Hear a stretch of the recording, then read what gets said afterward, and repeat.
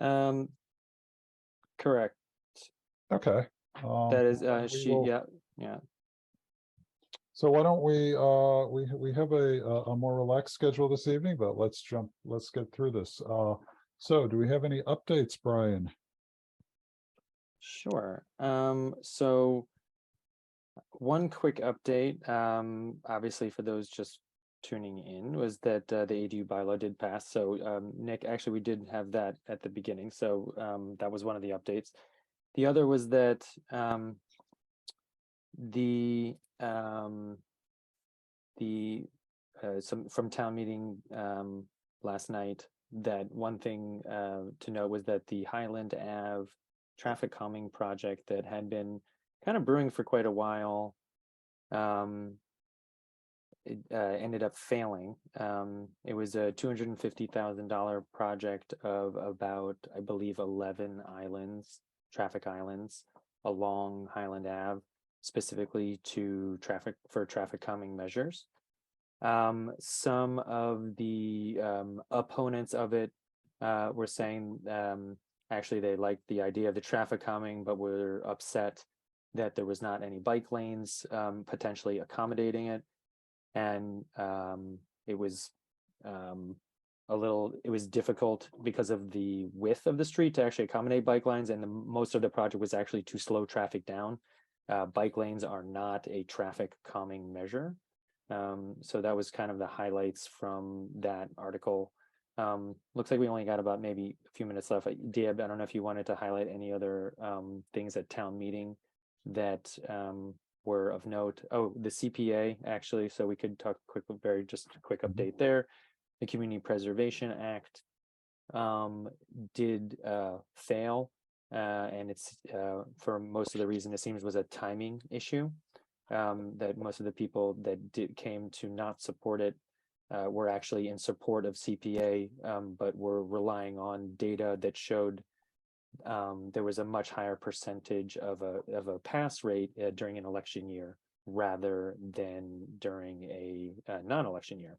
So it went up about 20 to 25 percentage points. So that was the main argument against the CPA, and the select board and others have said that they plan to bring it during a presidential election in the 2024 year, so that it'll be or that the that the vote, not a town meeting, it would be before that, but the vote in front of the town in general, because it has to go in front of a whole town vote, would be during the election year of 2024. Back to you, Deanne. Yeah, the other thing of note was the Washington Swanton land disposition agreement was voted in, as was the means of funding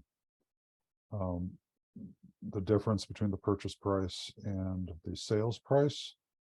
The comment I would have on the Highland Avenue traffic calming project was there were quite a number of people who seemed to feel like the money could be better spent elsewhere. I really didn't get a good grasp on it. It missed its 2/3 margin by just a couple of votes, 3 votes. So Really? I it did was not realize very, that. very close. And I don't know that the town got a great idea of how to improve it for the next round, because I think it's going to come back. I So think that what I remember from the planning board meeting on that was that one of the things I took away was that people were concerned that the 11 individual islands, many of them block people's ability to turn left out of their driveway. So it creates this huge right turn environment for many homes. And yeah, I think that the consultant sought to address some of that, but yeah, I think had they actually had some visuals, I don't think they were I was, necessarily yeah. prepared for. It was taken out of the standard run of capital planning articles and set aside for special consideration, and I don't think they were prepared for that. So anyway, I'm sure it'll be back. I think Highland Ave obviously is a very well trafficked corridor. Are there any other updates from the board before we move on to minutes? And none. Oh, So there was a aging in place or aging well in Winchester forum at the Jenks today, and I got the opportunity to talk about some of the housing plans that we're having. But if you guys don't know the sort of the ARP designation idea, I'd encourage you to look into it. But it's very similar to our master plan, and that was sort of the angle of my talk. But it's so that it's not like an endorsement that our town is age friendly at all. It's more a commitment from the leadership to look at going forward in age friendly lens, right? So it's similar to the master plans like transit and housing and services and economic engagement, social engagement. So yeah, it was really good. It was well attended and hopeful. I think the Jenks is looking into another set of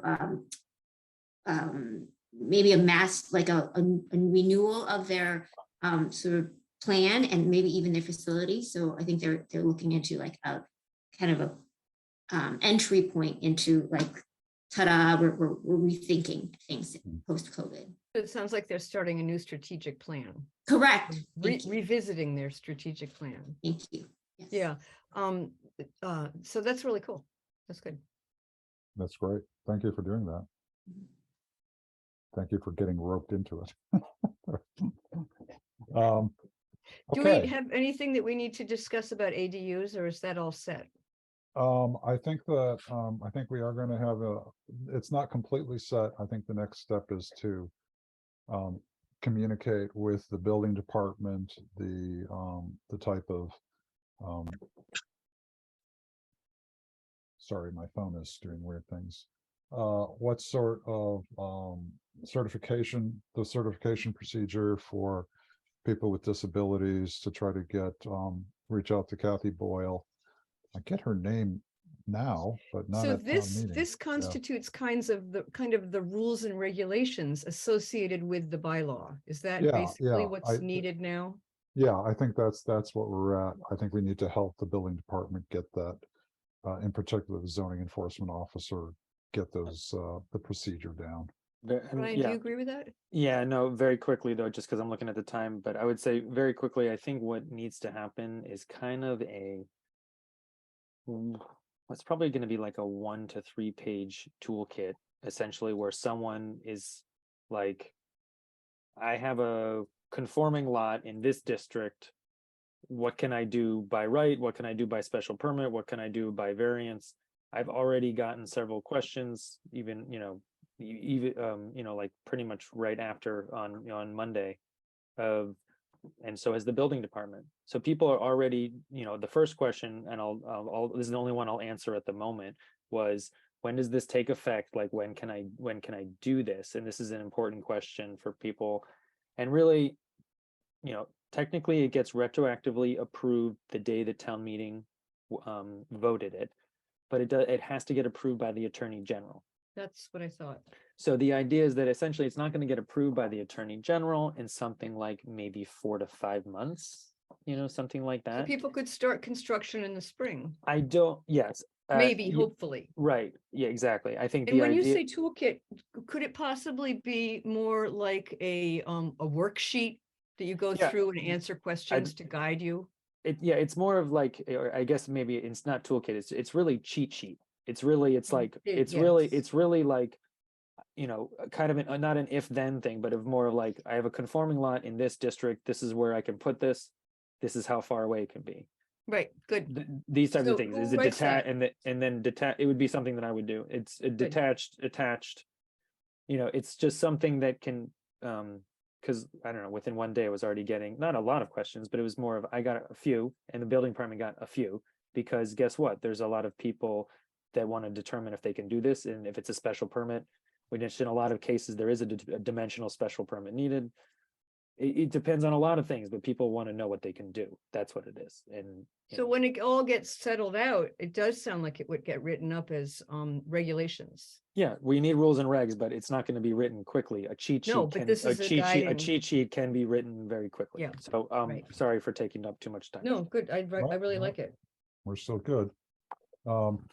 Any other?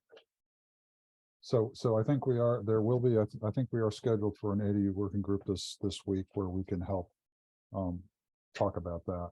Right. I just Um, needed that update.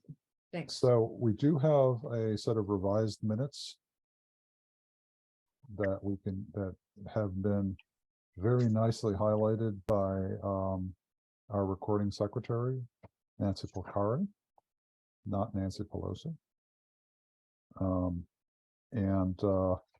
So are there any further edits? I have none. Okay. If there are none, then I would request that someone move that we accept the planning board meeting minutes for Tuesday, October 11th, 2022. So moved. And is there a second? Second. Thank you. Okay, roll call vote, please. Sally Dale, I, Nick Rosettos, Aye. Ching Scott, Aye. and I, Dave Jurius, say aye as well. Thank you all very much. And we are now segueing into our discussion with Josh Fiala from the Metropolitan Area Planning Council, talking about our Holton Cross Swanton light industrial area study. We need a couple more words. Just let's make it as long as possible. Hey, Josh, welcome back. Good evening, everyone. Thank you, Chair. Good to see everybody. Good to see you. All right, so I have a presentation which I'll share with you this evening, and I'll share that now. I think I can, yep, I can do that. All right. There you go. Can everyone see that all right? Yes. All right. So this is, we're starting up phase 2 of this work. If you recall, we had broken it into 2 phases with the funding from the planning board. And so we're getting our contract settled between us, the town, and the MAPC presently, and getting rolling again. So this is an update of where we last left off and kind of what those next steps are, with a focus on the community meeting and survey feedback we received. So feel free to pause, stop me along the way if you have questions or thoughts. I think a lot of this is in part to get your feedback and thoughts as we get going on this work again. So just a brief reminder first about, since it has been a couple months, take a look back and get ourselves reacquainted to this. Then the meat of this review is focused on that feedback. And I've got a little bit about the next steps, just so we all are on the same page about where it's headed. So if you all recall, this, of course, is a master plan implementation effort based upon the very good plan which you all completed and adopted in 2020. Under the heading of balancing development with preservation, there was identified so-called evolving opportunity areas, and a goal around those evolving opportunity areas. The Holton Cross Street area was one of those evolving opportunity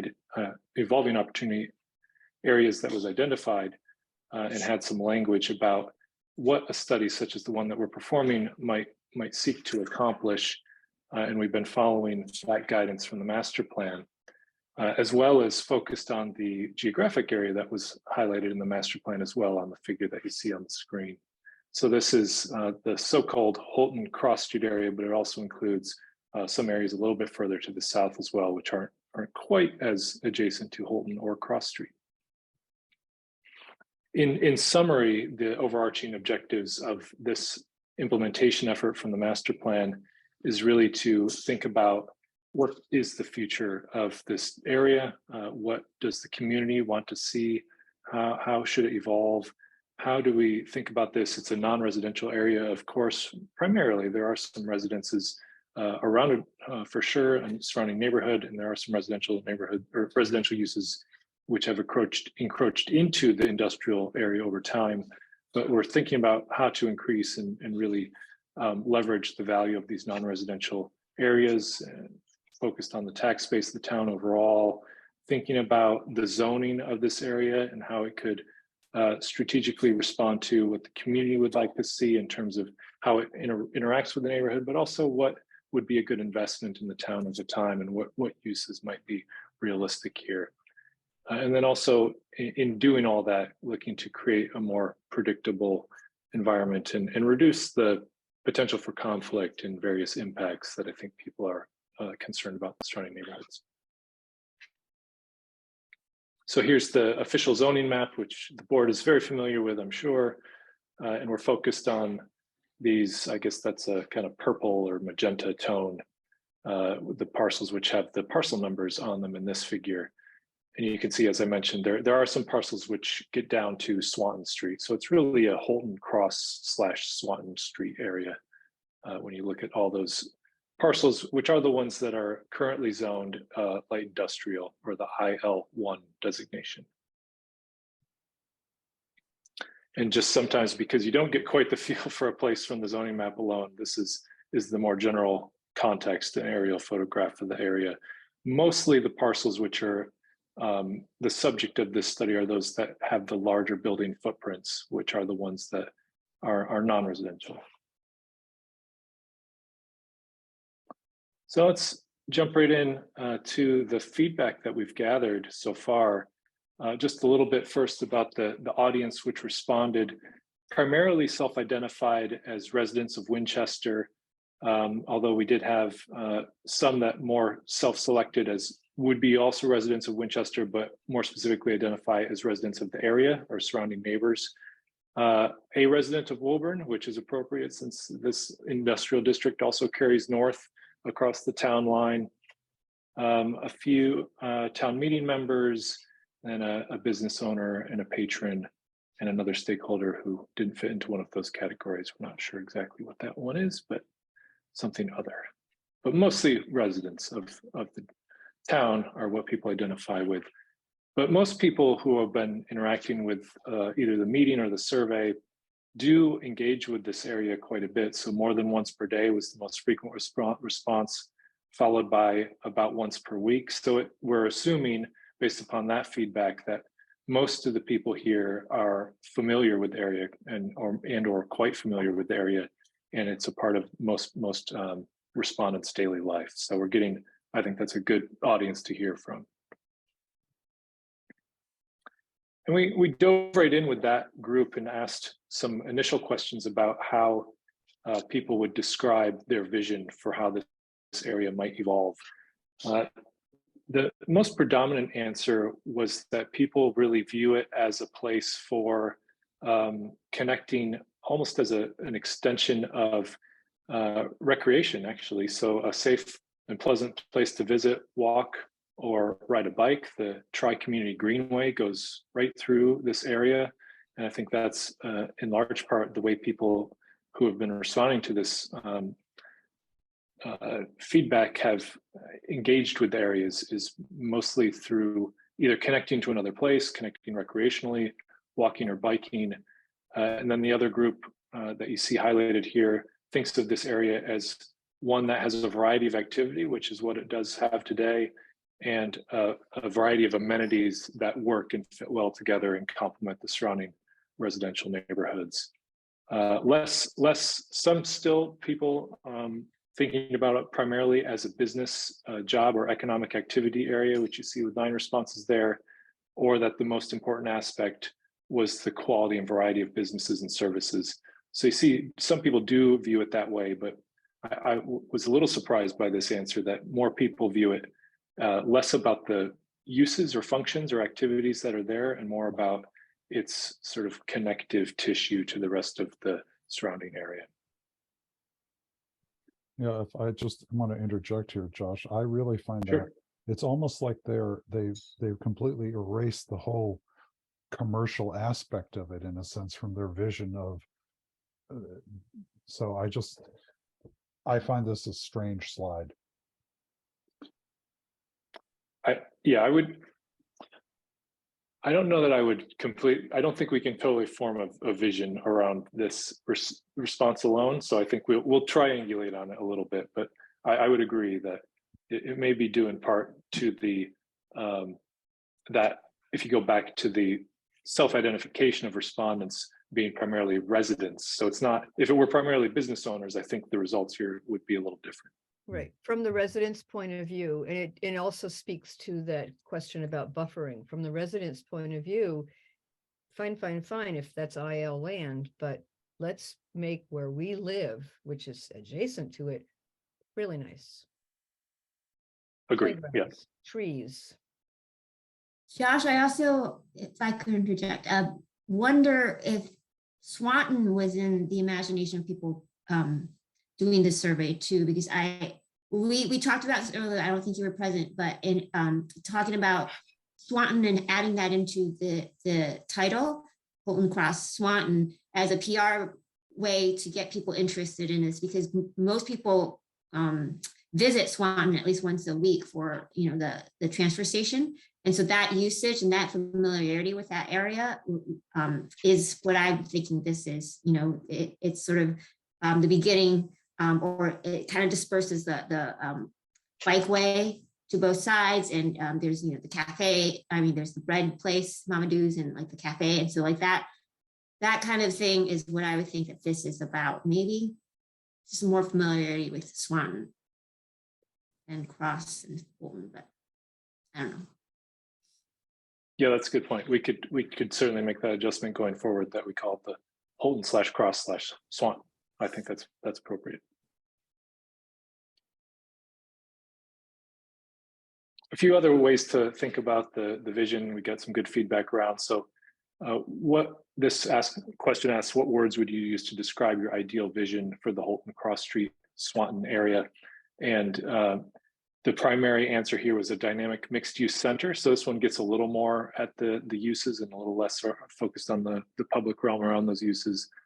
But then the other two answers follow and do focus on public realm again. So walkable and bikeable jobs center, even though that has the jobs in it, people are really focused on this as an area which they can get around safely, not in a car, which I think is an interesting approach. And then having an amenity rich and community oriented place, which is reflected, I think, in some of the uses which are there today, which do skew more. There are some uses which are like the kids theater or the kids swimming pool or the daycare or indoor playground. So there are a number of uses which I think are thought of in the community as amenities or community oriented in particular. So that all makes sense. I think there's some others here which could be built upon a little bit. So a hub for innovation that shows up a little bit later in some of the uses that are preferred. An incubator for local businesses is kind of how it's actually used, speaking to some of the business owners in that area where they couldn't necessarily find the space that they would have liked to see in other parts of Winchester. So this is where they end up landing because it has a little bit of a different type of space and a different price point.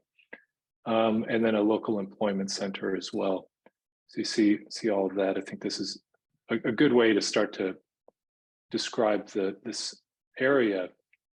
The one thing I would say about a dynamic mixed use center, of course, is that with all the good work you're doing in the center and then up along North Main Street, you wouldn't want it to have a too similar profile, I think, to those two parts of town in terms of how it is evolving, and take that type of energy away from those two places, which you're doing a lot of good work to build up them both as mixed use centers of activity as well.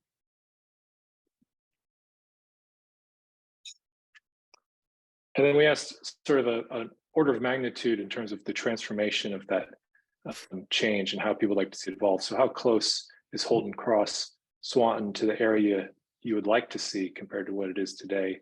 And that most people fell into the camp of it's not close, and that it could benefit from substantial changes over time.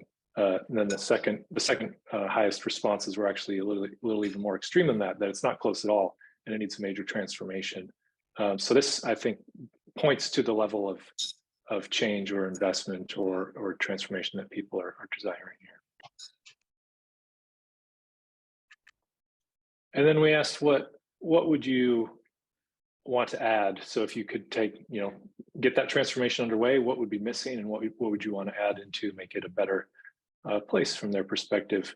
Safer walking and biking was the #1 answer here. So it's a pattern is emerging very clearly that's a priority.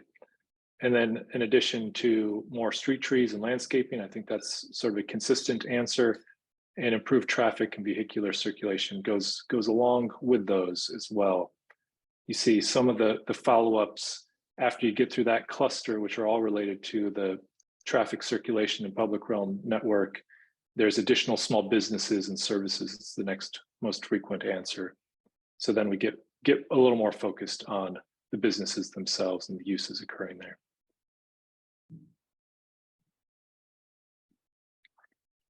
And that so segues us into some specific uses, which we asked questions about as well. We asked first, what would people like to see more of in the district in terms of uses? Still, I think a preference away from or toward things which are less heavily industrial or even less light industrial, maybe more towards commercial, including arts, entertainment, and recreation. That's, I think, consistent with some of those uses I just mentioned, which are more family-oriented. Professional scientific technology, sort of those innovation type of places, might include lab space, for example, which has been hot within the region, but I did just see a Globe headline today about lab space slowing down with the inflation and interest rates on the rise. And the others are food and other services, and then some interest in residential, which is interesting to see. That's not always the case that residential gets highlighted. And then the flip side of the uses equation, of course, is what would people like to see less of? And this points to a similar pattern where people would like to see less of those uses which are either heavier industrial or lighter industrial. So the transportation and warehousing, which I think relates to some of the history the area has had with some of the logistics uses or users and the impacts on the roadways and traffic and trucking specifically. And then also construction manufacturing uses, which there are some of in the district, and people wouldn't necessarily like to see too many more. Other than that, residential does show up here a little less strongly, but it also does show up on the other side as well, that people wouldn't want to see more of it.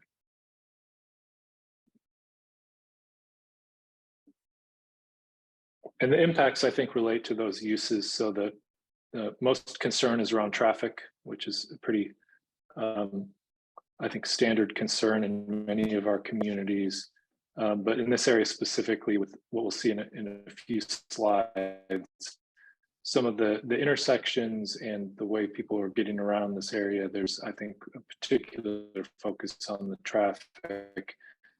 Also, just a concern about, we saw some mention of sustainability and resilience earlier. These properties and uses are contributing to the health of those areas.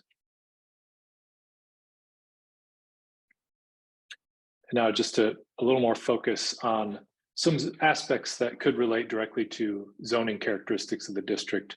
So we asked about setbacks, height, et cetera. So we shared the current setbacks around 25 feet. That's a front setback. Is that appropriate, more or less? And got a feel for that. Most people are responding sort of, it depends on the property, building, and use, whether or not that would be the inappropriate setback. Some thinking it is about right, something it could be reduced or closer, but that most people are falling into the camp that it could be decided more on a case-by-case basis, depending on what the proposal is on a property. Similar response to the building height. So the current height of 3 stories or 45 feet maximum.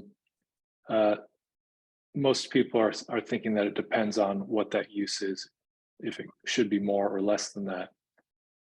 Once you get past that site-specific approach, most people think that the current height maximum is about right. Just to note, many of the buildings in the area are not reaching that maximum height today. There's a lot of 1-story structures in the uses which are there today. And then density, which is the current minimum lot area of 20,000 square feet and a minimum open space of 60%. There's a tie between sort of that site-specific approach and a preference to increase density or decrease those minimums. So that's, I think, a good thing to have noted in the people that responded, because that would be one of the avenues to redevelopment, I think, would be to potentially offer some additional density as further future investment could occur on some of those properties. Then we did ask also about where some design guidance might be helpful in a reworked zoning package to further integrate the properties and their redevelopment with what the community would like to see. So these are strongly related to the answers we've seen previously, that people would want most focus on improvements to the street, sidewalk, and bicycle network, and guidance around how that can occur, how a private investment could contribute to a stronger public realm in that way. Streetscape and landscape features, also an important aspect, as well as outdoor open space design, amenities, and features. So really a lot of focus on the space between buildings, the public realm, and how people are really engaging and interacting with this district.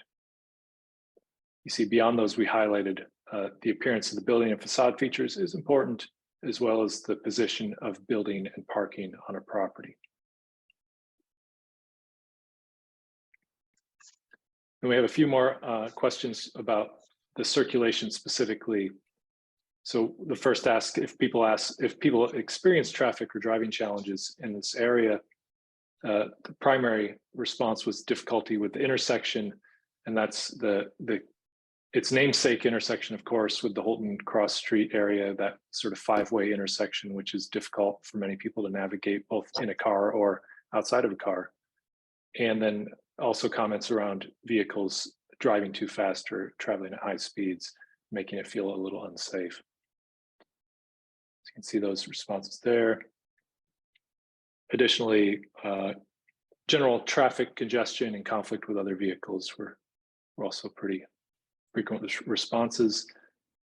And for parking challenges, we had people note that they notice or have occasional issue with vehicles parked on driveways or crosswalks or sidewalks, basically putting cars in places they're not necessarily supposed to be.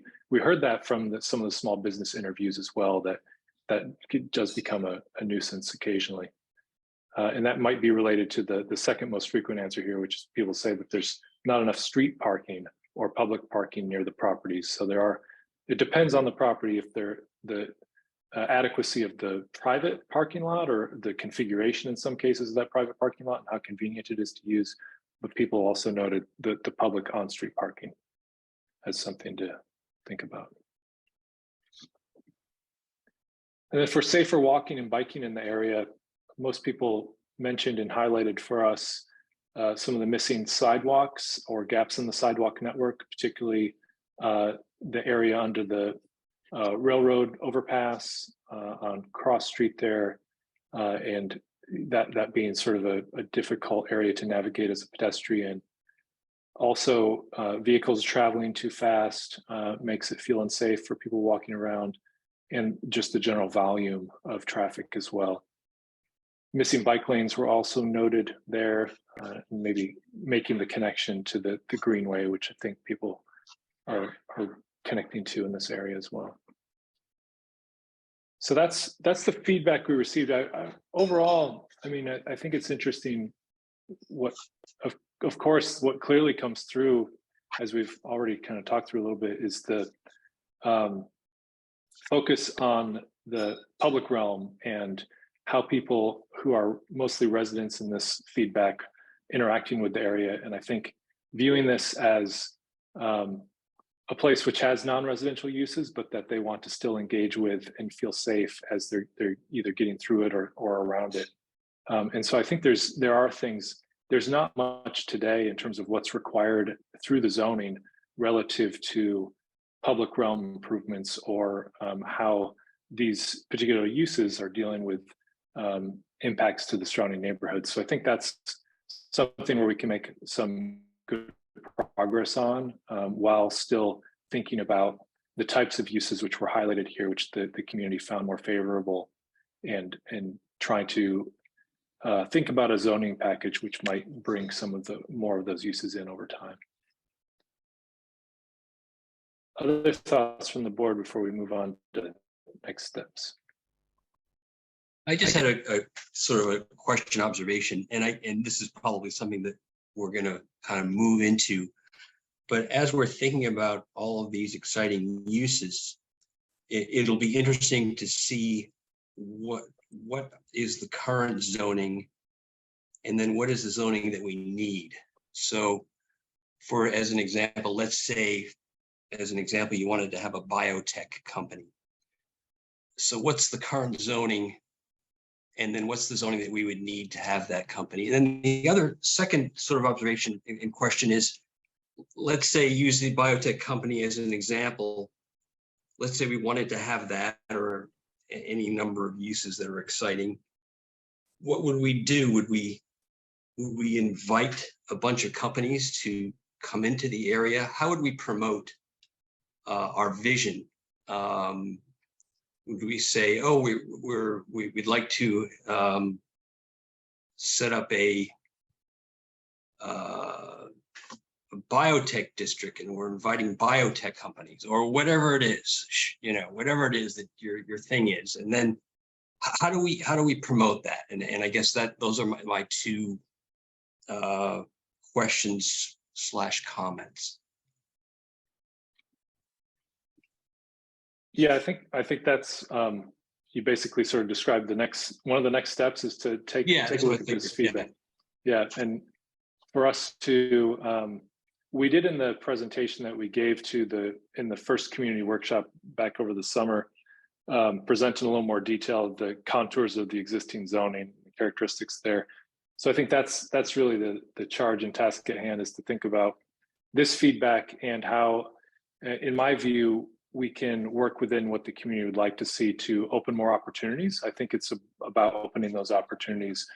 And then in terms of promoting those opportunities, I think in some parts, it's the sort of real estate and development community, as these zoning changes work, if they are, hopefully to advance toward an approval at town meeting over time, as we develop them, that the word would get out that there are some interesting things happening in this district, the new types of uses that would be potentially available. And then I think one of the things that happens too is, as a particular property within the district might become available for redevelopment, or with those real estate professionals, becomes, I think, very meaningful and useful. And as they're like someone from, I don't know, just to pick an example, like someone from Colliers, like if they're representing a property and the town has this new zoning package, to actually connect with those people who are trying to get interest in the property, and make a pitch for, this is the town's vision for this area. We would like you to pitch the property to your prospective clients and property owners or tenants in that way. And I think that's where it really becomes very tangible.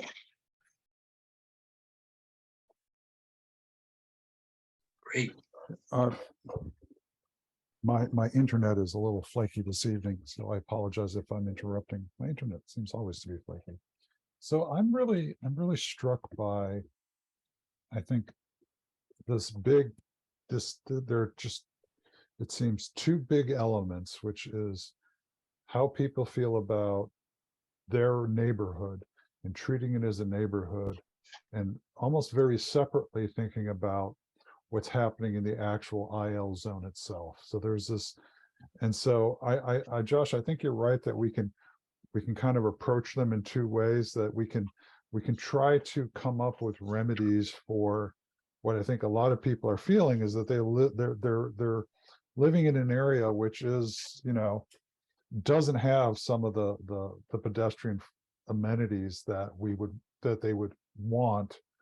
And I'm trying to figure out, I'm just sort of blathering here, how we would approach, because part of it is, it's not zoning, it's streetscape, Yeah.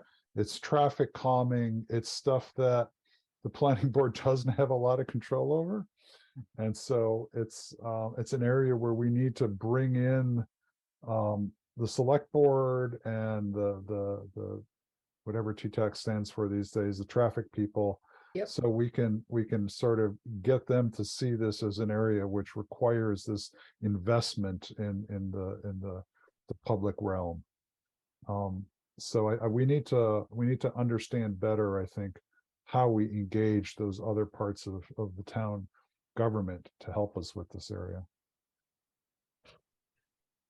Listen. Yeah, I would agree with that, Dia. I was struck by how much, I mean, this is at its heart a zoning study. We're trying to get a feel for the vision, but then we're focused on zoning, but a lot of the feedback was not pointed towards zoning.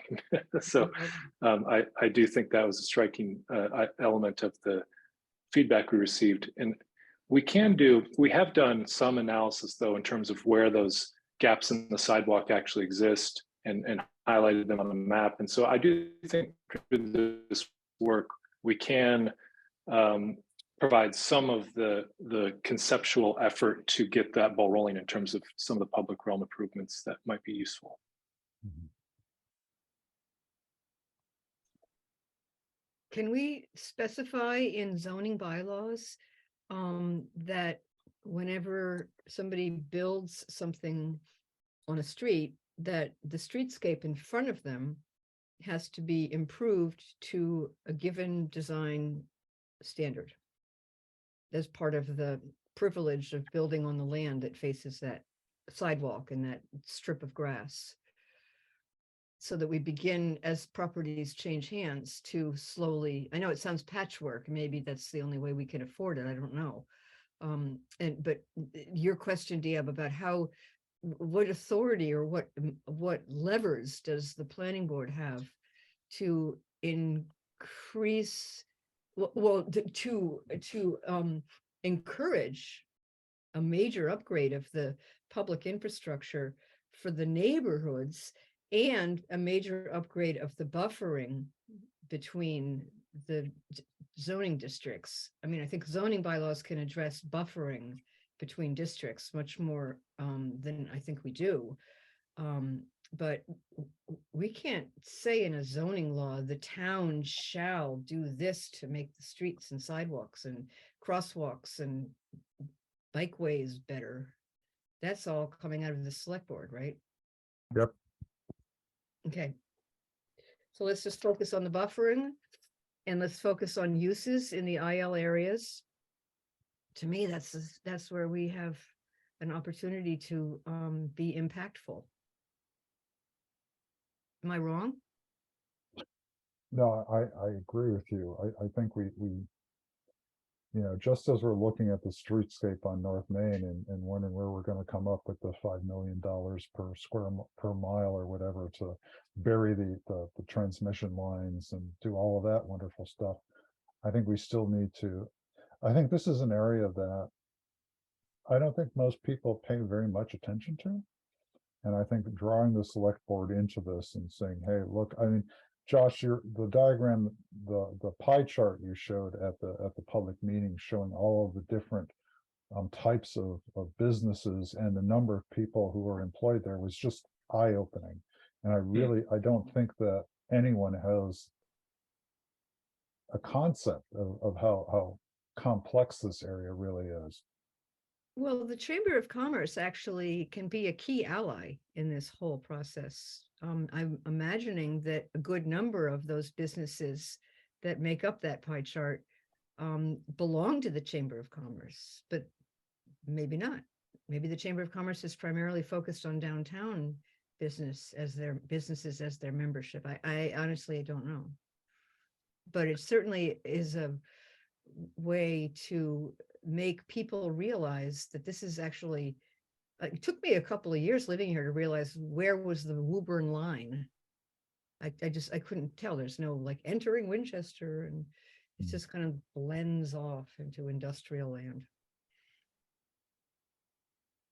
So I just realized that according to our agenda, we have 10 minutes left in this. So Josh, why don't we give you back control?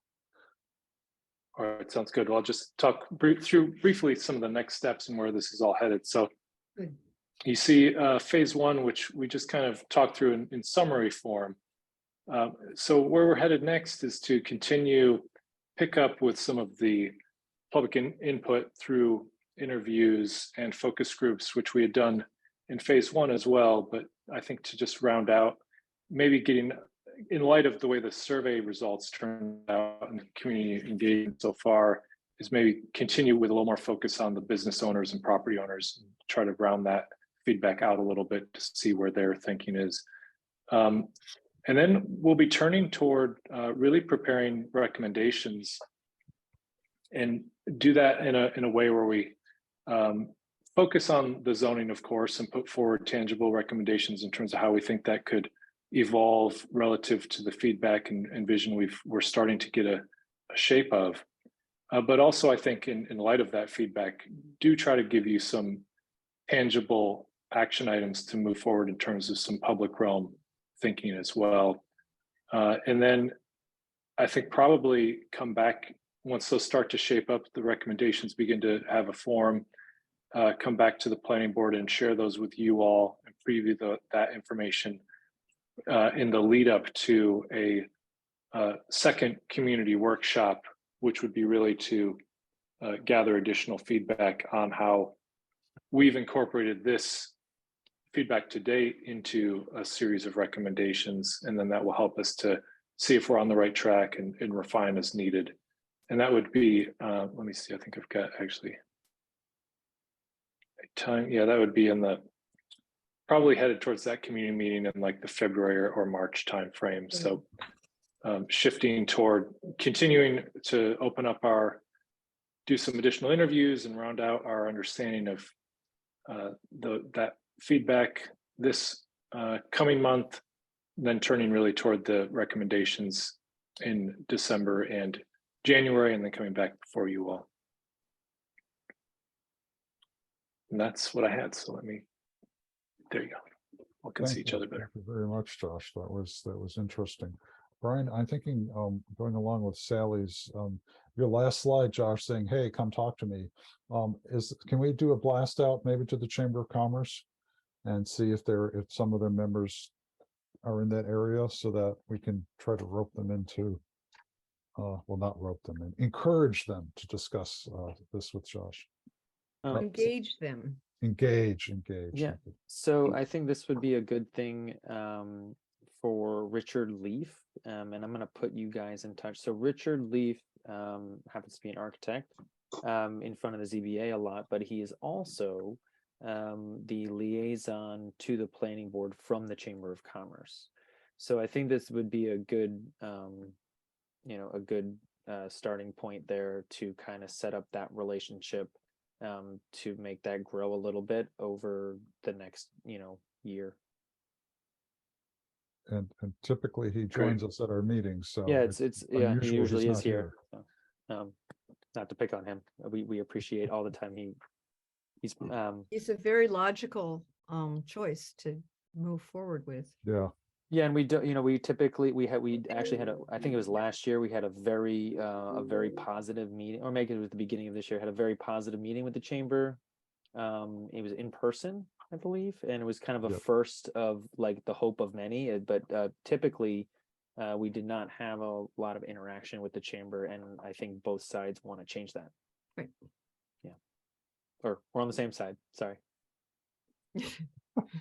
Both parties, not sides. I would be grateful for any suggestions for individuals like that you could reach out or would be interested in an interview. I did speak, just so you're all aware, I did speak with 2 members of the Chamber's Board of Directors in my previous round of interviews. So that was Patrick Fortin and Peter Pirani. So one thing I know about that part of town is that the very largest piece of property is held by an investment fund. Is that right? And that their focus is on holding properties for a long-term return? Correct. As Oliver Street Capital owns, It's Logistics. the tile logistics, as well as there's also several other buildings on that site. A long-term storage facility for books. I think it's like historic. It's like a specific type of. It's like a specialty type of storage facility, not where you put your suitcases type of thing. So, and there's a lot of other, but yeah, they typically have long-term leases and hold on to them for many years. And there's a federal government research center there too, Yeah, that's right? not going that's not going anywhere. That's I'll Well, talk no, about but that is in Winchester, right? correct. Yeah, And it is a specialized building that is for testing. It's like it's a highly specialized built building for, I believe, has no radon whatsoever. It's Because pre-World War II metals for their shielding. So no byproducts of nuclear fission. so yeah, point is that there are a few things that aren't going anywhere for a while, and I Right, think that's the right. whole point of it, finding these opportunity areas and Yes. trying to align people's the nearby residential neighborhood, align what they want to see with not just infrastructure, but also the types of uses that they would want to see as well. And I think focusing the conversation on more of which we, I think this is the exact right move to do. What we're doing is, what do you want to see? That's essentially this first question, and then we're going to expand on that. But it's like, when you walk out your front door and you go to this area, what do you want to see there? And the thing is, you can do lots of different types of uses that still are in that vision. So I think, to Nick's point, it's like the idea is that, this is one of the very, very few areas around here where we actually could allow different types of thriving types of commercial activity. And there's a question of is how to make that look and feel, those uses kind of not matter as much in terms of the look and feel of what Winchester as a whole wants to see in this area. Although the neighborhood is important, I want to make it clear that the neighborhood is extremely important, but there's also other parts of Winchester that can put their care into this process to make it a better place for town as well. Josh, I don't know if how one fits this into your discussion with stakeholders or property owners or business owners, is questions about how the existing zoning is holding them back from further development. I think one of the survey questions asked about increasing density. Mm-hmm. And Mhm. so it made me think, so if you go to Oliver Street and you say, hey, if we allowed you to build, more buildings, not necessarily taller buildings, because it might be impossible to change their current just because of the design of the building. If you could put more on there, could you do something? What would you do something? Just because I have no clue what is possible. So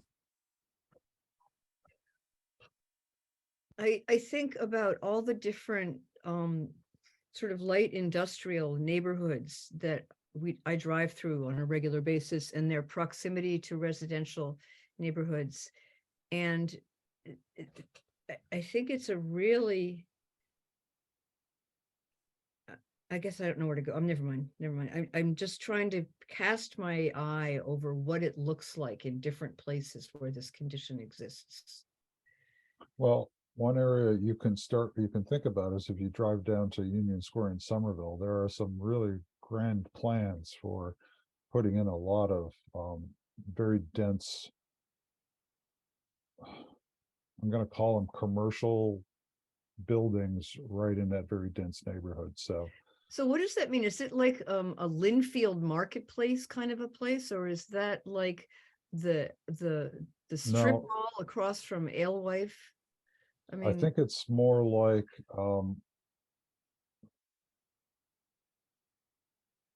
I could not tell you what it's more like. yeah, I'm I'm having sorry. such a, I mean, if I could draw, I would take, first of all, I would put curbs and sidewalks on every street, because then you would Oh, be able to realize what's there. Right now, it's truly just a blend of asphalt from one large building to another. There, I don't even think the lines are painted on the roads. But it's very similar to what Assembly Square was before it became what it is now. Yeah, yeah. They were like just buildings just floating and then just parking lots. I remember trying to scalp some tickets for the Red Sox, meeting somebody in those parking lots, and it's very sketchy. But now it's like Well, Disneyland. so that's a really good example. Thank you. Because that, I mean, those are very high buildings, and I don't know if we want buildings that high, No. but that's a very vibrant, mixed use neighborhood. It's got Well, some big box, it's got lots of. Yeah, but it went from nothing to like a really high use of land, right? I Right, mean, maybe it it's was because of the its taxes is proximity to the incredible. orange line. well, it's also, I mean, Assembly Square is really separated from the residential areas by Monsignor O'Brien Highway. If I get the name right, I forget where it changes. So, I mean, Assembly Square is a weird duck because it really is very isolated. It's landlocked, yeah, by the Yeah, highway. and so, Yeah. I mean, I know the designs for Union Square are really, I mean, that is a really dense urban area, and the plan, the large buildings would be plopped right in it with, so looking at that, and I know I have a recollection of looking at images, the planning board looked at them at some point, and I don't recall why. For what? But For- but for in any Union? case. Is um, Union, the spillover from Cambridge, like the technology spillover, is that what you're talking, like Boynton Yards and some of those developments that are housing technology companies, glass and that are kind of rising up over the border between Cambridge and Somerville and in that area. I'm a little confused about the geography of exactly where Union Square is in Yeah, relation to Union that, but it Square seems is, like, it's not on the border. okay, It's a couple miles in. Yeah. So it's Somerville Ave, Washington. I used to Mhm. live in Union Square, so for me, it's very familiar, but Hmm. I recall walking to work, and it took me about 20 minutes to walk to the Cambridge border, at least. So yeah, it's, Transportation to that area, if you had a lot of employees working there, office jobs, professional jobs, technical jobs, there's no way to get there except by car. Are you But talking those- Union or are you talking? No, now I'm back in Winchester's Hold- IL zone. Yeah, Yeah, for yeah. Holden and And- Cross, I think that is part of the a large reason why there hasn't been a lot of that being a job center, that type of thing. This is a conversation that's been going on, I want to say 20 years, for when, because there's always only really been three general areas for opportunity to, so in Winchester in terms of commercial activity. It's the downtown, it's Holden, the IL, and then the northern part of Main Street. So that's exactly why those are the three areas that the planning board and others have been focusing on. wait, why are they focusing on those areas?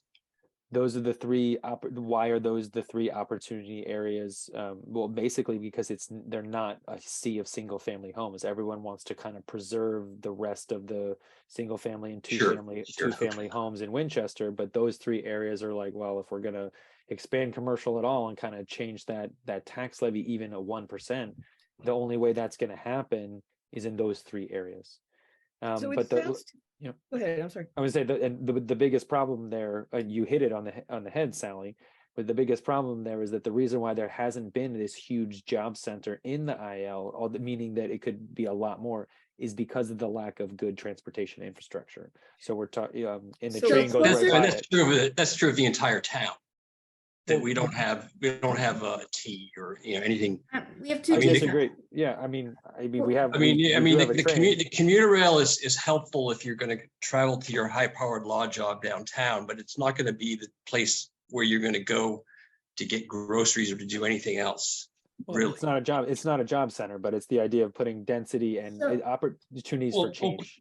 putting density downtown is a good idea, but it's not because the public transportation is so great. It's so much greater. It's putting density downtown is an I mean- aesthetic.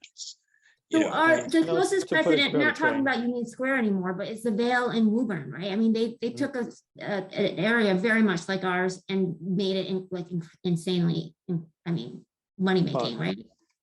Right. It's the biggest thing that Woburn has ever done. It's a million. Yeah, over a so million I mean, we don't have as much land technology here, business, but yeah. how do we do that, right? I mean, is that what we're looking at? That was one idea. So again, that was one idea that's been brewing for about 20 years. This idea of a technology, basically a mini technology business overlay district, very similar. That's actually what it's called in Woburn, a TBOD. But the idea is that something like that would happen with a medical device area,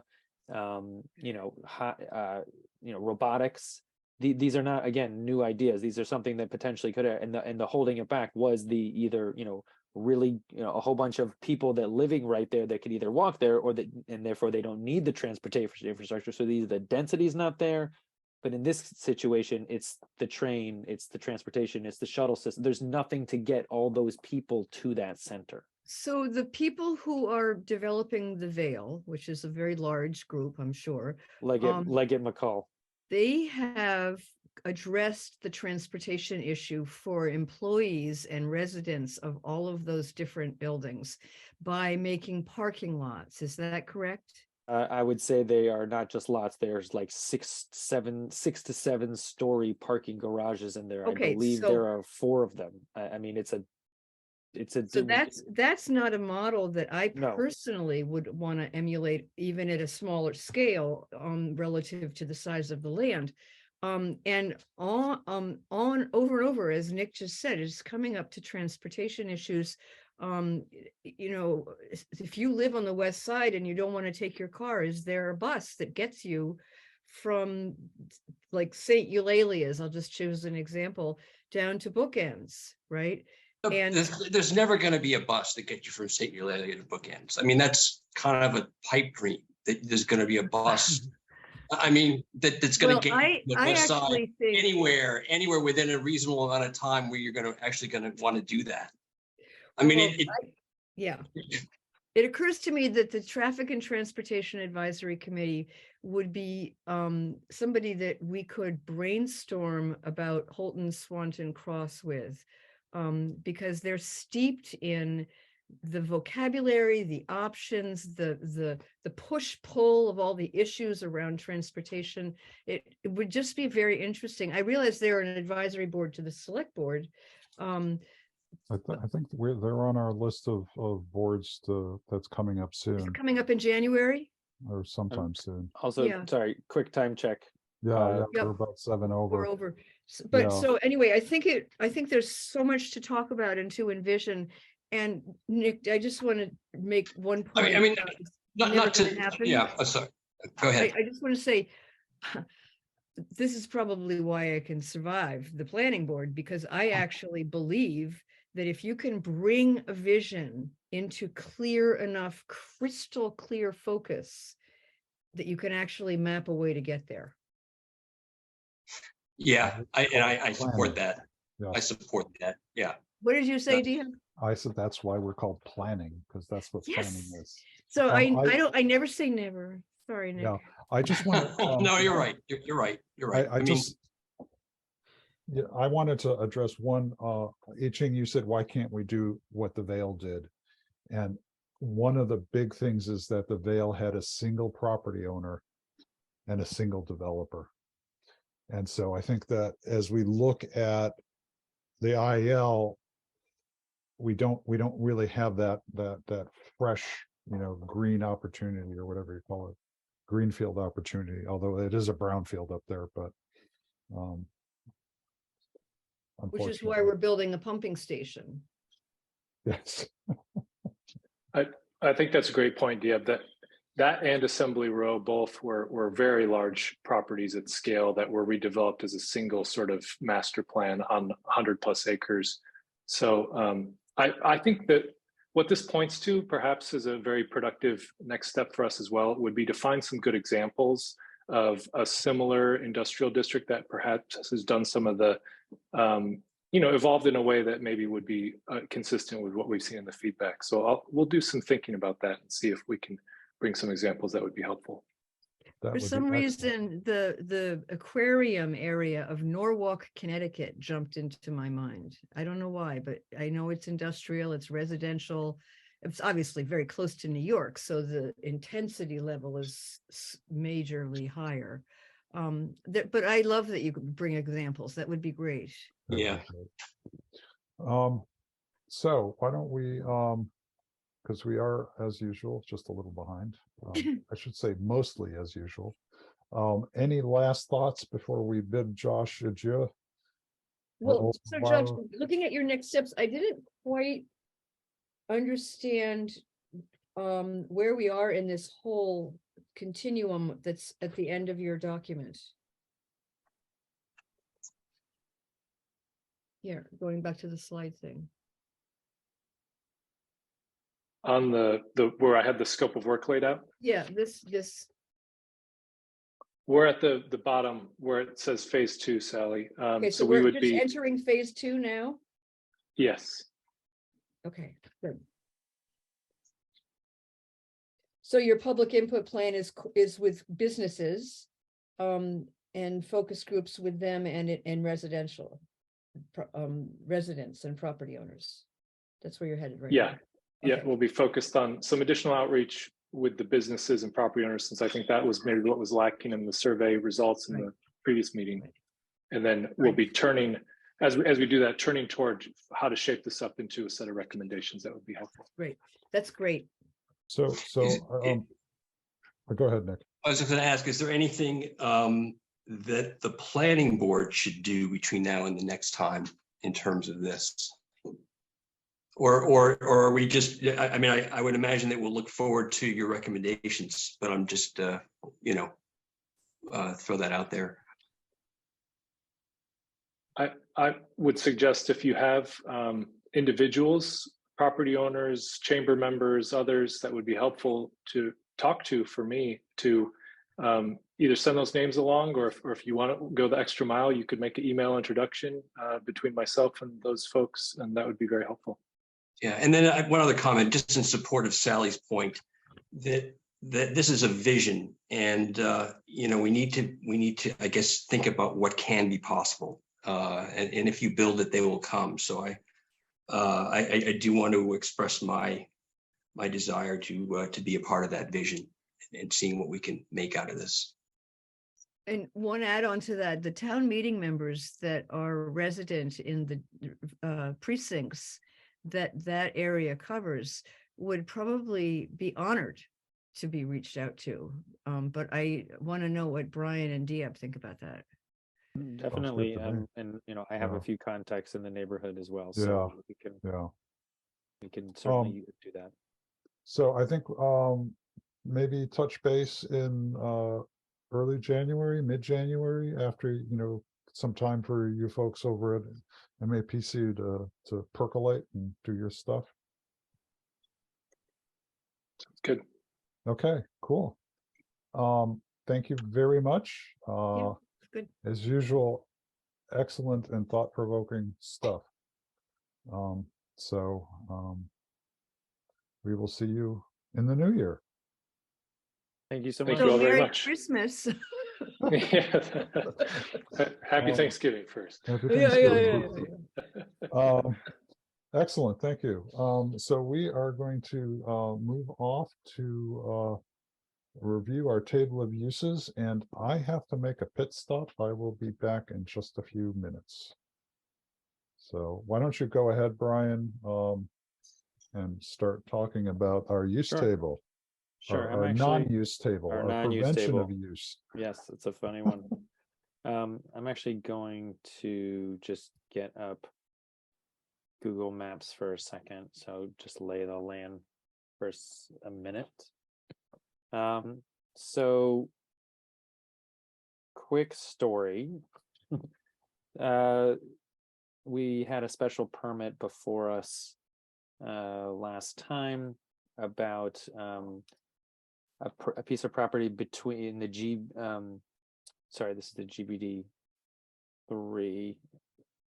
I believe we're looking at the entirety of so sorry, we're at the GBD 3 is from where Washington and Swan to the Woburn line.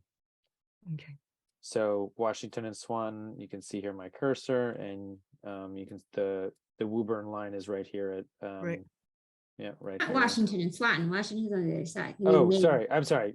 Water and Maine and Swanton. Sorry, Right. Maine, but I was looking at water in Swanton, right where this where my cursor is here. So sorry about that. So Definitely not where's the Washington. Jabberwocky building? So the Jabberwocky building is somewhere in this area. Near the, Um, near the big 955 Main Street Medical Correct. Office building. Yes. Exactly. North of Okay, it. so it's So- between Hill Street and Andrea's Pizza. Correct. So where we were was that in this specific case, it was a special permit going from one non-conforming use to a different non-conforming use. And this kind of brought to the head of the fact that most uses that people even would want to see anywhere in this area are just not allowed. So we've been talking about this for a bit, but we really kind of came to a head with this. So we decided to put this on the agenda. So now I'm gonna stop that share. So anyway, we're going from Swanton to all the way up to Cross Street here along Main. So this is again the GBD 3 zone. 2. And- Swanton. 3. Oh, It's from yes, that's Swanton right. North. From Swanton North is 3. Yeah. So from Stop and Shop to Swanton is GBD is 2. And now this is north of that to the Woburn line. So now I'm going to share the use table, what currently is in the zoning right now. And I've highlighted some interesting uses that are just not allowed. You can't do them you can't even apply for them because we don't give use variances in town. So you can see I've highlighted the GBD 3 in these red areas, and the N means no, which means that you would need a variance. Again, we don't give use variances because the only way you can actually give any type of a variance is if there's something that's different about that specific parcel related to the shape, topography, and soil. So that's Mass General Law. So totally different from a special permit. A lot of the time people use the word variance and special permit as the same thing. They are not. And they never have been. So Mass General Law is very clear on what a variance is and what you can give it for. So basically, there is no way. The thesis of that is there is no way to get currently for these uses to be allowed in the GBD3. You can't even apply for them. Right. That's So why then we- what Jabberwocky or the Lucia's did was They use were a non-conforming to a non-conforming. Exactly. There is a provision in the bylaw that allows you to go from one non-conforming use to a different, less detrimental non-conforming use. So that's if Jabberwocky was a conforming use and Lucia's is asking for a Yeah, non-conforming. Jabberwocky was non. I know, but they Oh, yeah. couldn't have done that. Say that. Exactly. Oh, I see. Right. That's exactly your point. That's exactly true. So in terms of tonight, and we're really, I mean, it looks like we just got about 10 minutes here. And the reason why is because there's not a lot of work done here. I think it's more of a figuring out a game plan on what to do and a timeline of what to do. But Right. basically, we're trying to work on the GBD 2 and 3. We're doing a lot of sorry, not a lot, but the Foreman Place is doing a lot of work, and there is a meeting in December that we're going to kind of try to unpack a lot of what they've done already, which we haven't done yet. So No, we haven't. It was really that's already overwhelming. kind of an issue. So in the December 13th or the December 20th or possibly both, we're going to be trying to unpack the Foreman Place work. Okay. Now, they don't talk about uses, right? They're talking kind of our other discussion of what do we want to see, what types of buildings, what types of infrastructure, what does it want to look like? However, here's now the question about the uses. And one question is that I have for the board, or something to think about, is before we change potentially the whole zoning and have design guidelines, and rules and regs, like before we do all of that work, because that's going to take I believe we were looking at fall of next year for to change the zoning of the GBD 2 and 3 along the northern part of Main Street. That's Which actually one means we're comment. just in time to get started. Right. But I think really one question before the board is this might be, it's whether or not we want to potentially do a use change along this table, the table of uses, before then. I think it's possible that the idea of allowing a retail store in the GBD3 might not be the worst thing in the world, kind of thing. Meaning, do we need to wait? Do we need to wait for the entire zoning to change before we make use changes? So it's something to think about. Yeah, So I guess what are we leading up to? What is it is it another town meeting that we have to have this ready by?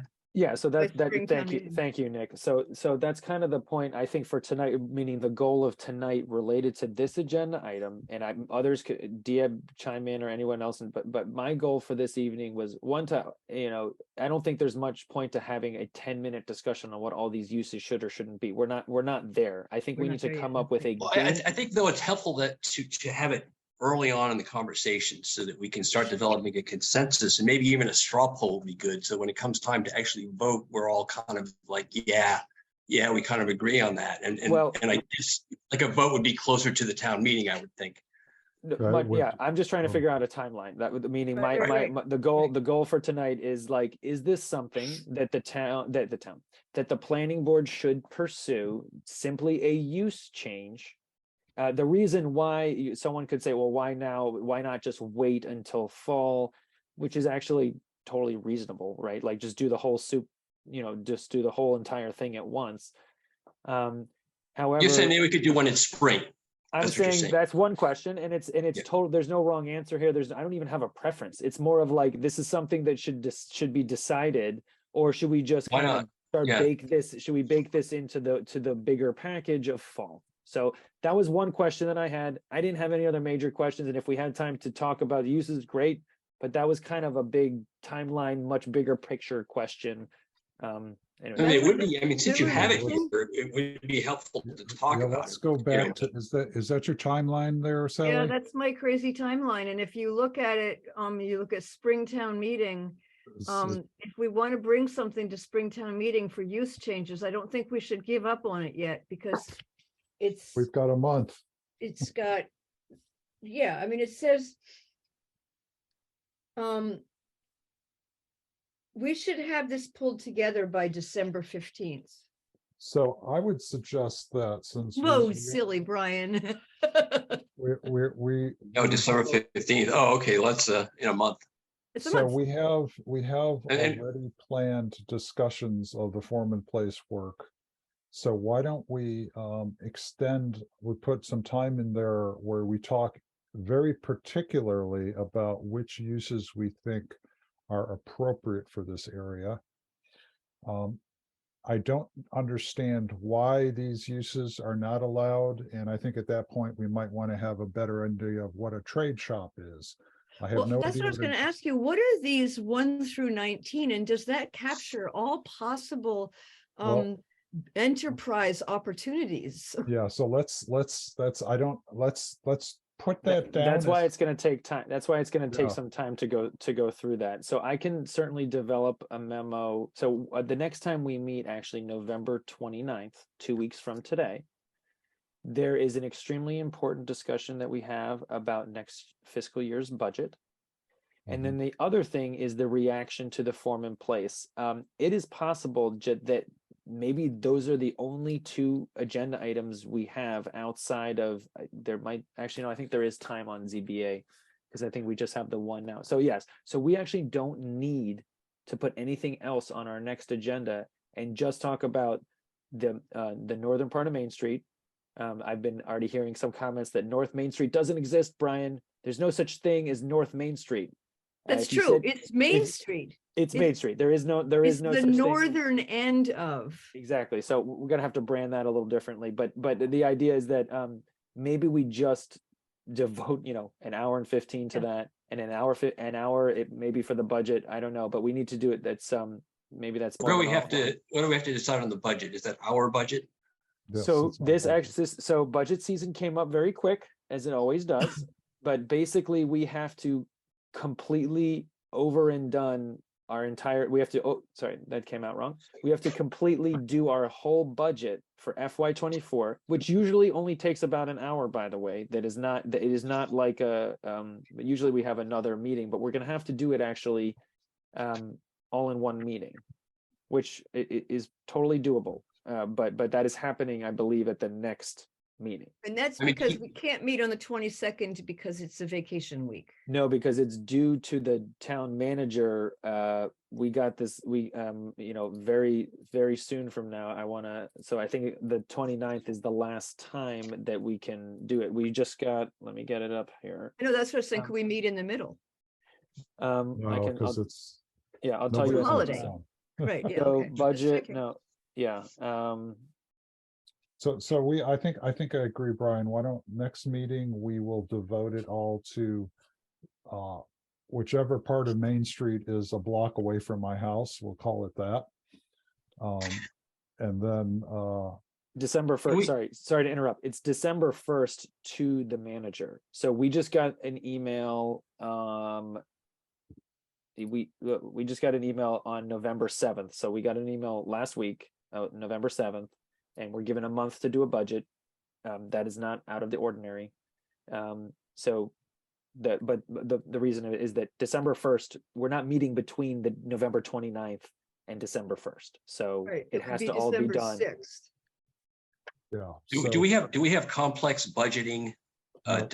needs? No, I mean, we do not. I mean, we have a certain amount of money that we can always play with consulting services. That's always the question. Right, We're right. leading up. The thing is, budget. There usually is also then like goal setting. We always set our goals based upon the budget. So it's like we don't just say, "Oh, okay, this year we happen to have $45,000." We don't just say we want $45,000 for things and stuff. We have to say exactly. We have to say that these are the two projects that we're working on, and we're going to be Okay. continuing. So, but that it is not a long process. It is not No. a complex budget. This is not a crazy thing. Well, that's for on good or our bad. agenda for the 29th. I Yes. think So that with and the goals thing, I have a question about that. The fiscal year does not align with the planning board year because the planning board year kicks in with the March election. So when you set your goals, how do you do that? The goal. So this is a good question, but our goals are set on the fiscal year. Okay, good. So So that's do you think that homework for us is for everybody to think about what they think that the planning board should accomplish between now and June of 20? Well, it's not so much just Three? so some of it's some of it's what do we want to accomplish, but the much easier question is, money wise, what are we going to use it for? So it's like it could be as simple as we're probably going to continue things on. I mean, we're gonna So have it's really, what will we need money for? What will we need money for? And I know for, there's going to be, it's a question of whether we're going to need consultants past June 30th before we go to fall town meeting to fall town meeting for the North, for North Main Street, Northern. We got to come up with something better. But so it's not a very long conversation. It's the projects that we're moving forward are the Holton Swanton Cross. Clearly that going to need more money moving forward. I mean, it's not going to take very long, and now we're talking mostly about budget. Okay, let's do it next time, then. That's great. Yeah, we can't talk about budget tonight because it's not on our agenda. Right, So right. That's great. So But with homework is what? regard to the commercial uses, we'll have more time to kind of go through that and learn. I think the next, have that was the whole thing, is the next time I think we're going to try to really focus on unpacking form in place and then start the conversation about uses. But so we'll have time to go through it in advance of having to take a vote, so we can go through it we'll have a year. We'll have a year. And then come back and then Year. digest and have It'll discovery and then have to take a vote. Yeah, so we should, I think on our next meeting, we should decide whether we're going to pursue changes to the use table. Yeah, And just the decision of the timeline. Just the Yes, decision of the yes. timeline. And then Brian, you and I can talk this Friday about what sort of presentation would be required for us to understand, for instance, what the heck a trade shop is. Or Well, things I like was going to say, can we look at other towns' definitions of what's that left column called? It's called I think we should, groups. so Brian, I think you should tell people you're on vacation next week. I am So there's a little bit of we Saturday to I think Saturday. So I'm people- All going right, home Brian, next you're, week. you're an inspiration for us all. we I should would all say. go on I vacation. try. Yes. I try. But the point is, I don't think there's going to be a lot of time for Brian to pull together stuff. So No, I was wondering if we could do, like, break up some of this homework, like, I mean, just to look be at honest, table I of think use. so you can certainly look. I can certainly send you some, or you can look at table of. I mean, it's really easy to find table of uses for different communities. So I can do that. But really, don't. I don't. I think it's more of there. I don't know how much homework there is related to that specific, like related to that. I think it's the idea Okay. of, is it something you want to pursue, and Yes, then get the Yes. timeline straight, or is the Yeah. timing wrong and you do it at the same time as as fall town meeting for that's a the good zoning question for for form and place. that, right? So that's really the homework, I guess, if there's going to be any. Okay, okay. So we have- Can we, Cool. can you, where do we find the last form in place? I'll send that out. I'll Yeah, that'd be send that. great. Yeah. So they their presentation. Yeah, I will send that out immediately. Or So then we tonight. look at that, and then when are we meeting with them? the There's no 29th. plan. No, there's no planned. They are not coming with us on their 20. They came to us and Oh. presented, and we now need to kind of make some reactions, not just kind of say Right, thank right. you for your Good. work. Like, we need to show preferences. We need to say, does this make sense? What types, do we want to move this idea further up the street? Meaning that right now they've done a certain amount of work. We don't have a ton of money for this. Is a $30,000 over the course of this fiscal year. So it's a question of how many of those little test fits. They just did one intersection. Yeah, How many of those test fits are we gonna move forward? And what do we, and we have to have some reactions. They had questions and need some reactions in order to Sure. kind of move forward the project. So all of that, so that discussion will take place when we next meet. Correct. Just mindful of the time. Right, we're only 2 Great. minutes, so we're only 2 minutes over at the moment. So that takes us to the tree bylaw discussion and presentation, starting from at 8:30 with the one and only ZBA petition at 9, but it looks like that I guarantee that will not take the full 30 minutes. So I would say the tree bylaw discussion and presentation could go an extra 10 at least to 9:10. great. Let's see how it So goes. Diab, I did send it to you, but I could also drive as well. But I would have to make you a co-host.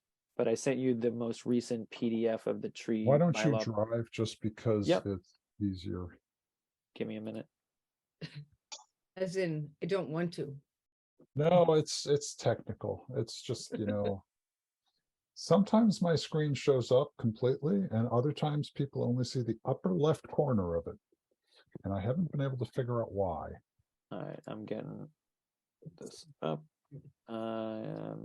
So, Diab, do you want to give an intro here, or I could, in terms of why we're in front? I'll of, give an You're intro. in front of the board. Just- Okay, why don't you go ahead? Just splash it up there and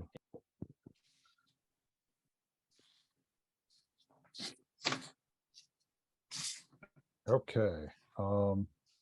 So the tree working group, or tree or trees, I forget which one, is something that was formed informally and then formally over the last, I think, 3 years. It's been a while. I can't recall when it started. And it involves the Conservation Commission, the Planning Board, and the Climate Action Advisory Committee.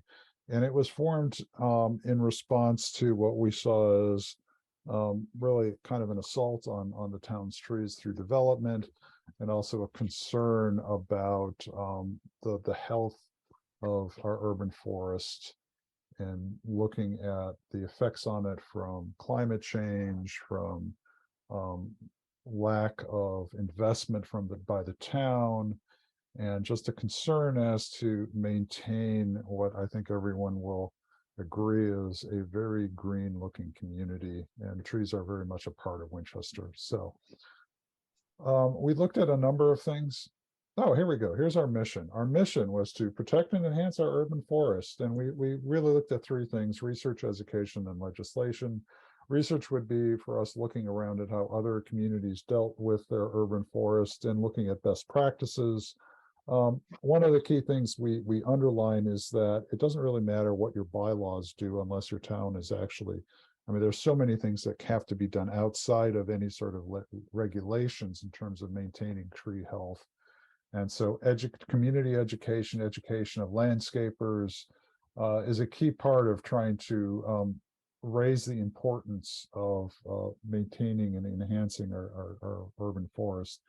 And then the idea of legislation is what are the things that we can put into the town's bylaws which would protect our trees better and to encourage planting of more trees, saving trees, and things of that nature. So the tree working group has been over the last 6-7 months has been focusing on the legislation part in terms of looking at what sort of bylaws neighboring communities had. We had a great intern come to us over the summer from the Winchester High School who did a summary of a number of towns' approaches. And so we've kind of distilled those into a few components that we are now going back to our 3 parent committees, trying to get an idea of where we go from here. So next page, please. So when you look around Winchester, pretty much everywhere except perhaps in the older the north of Main Street section of town. No, it doesn't work. We have trees. Noms north of Main Street. We don't got to know think. how it We got to works. think about that one. We Yeah. gotta keep moving. So trees are really pretty much, they define a lot of what we think of when we think of Winchester, but we don't have any the protections we have are for public shade trees, which are trees on the public land. And that's the only protection we have in the town.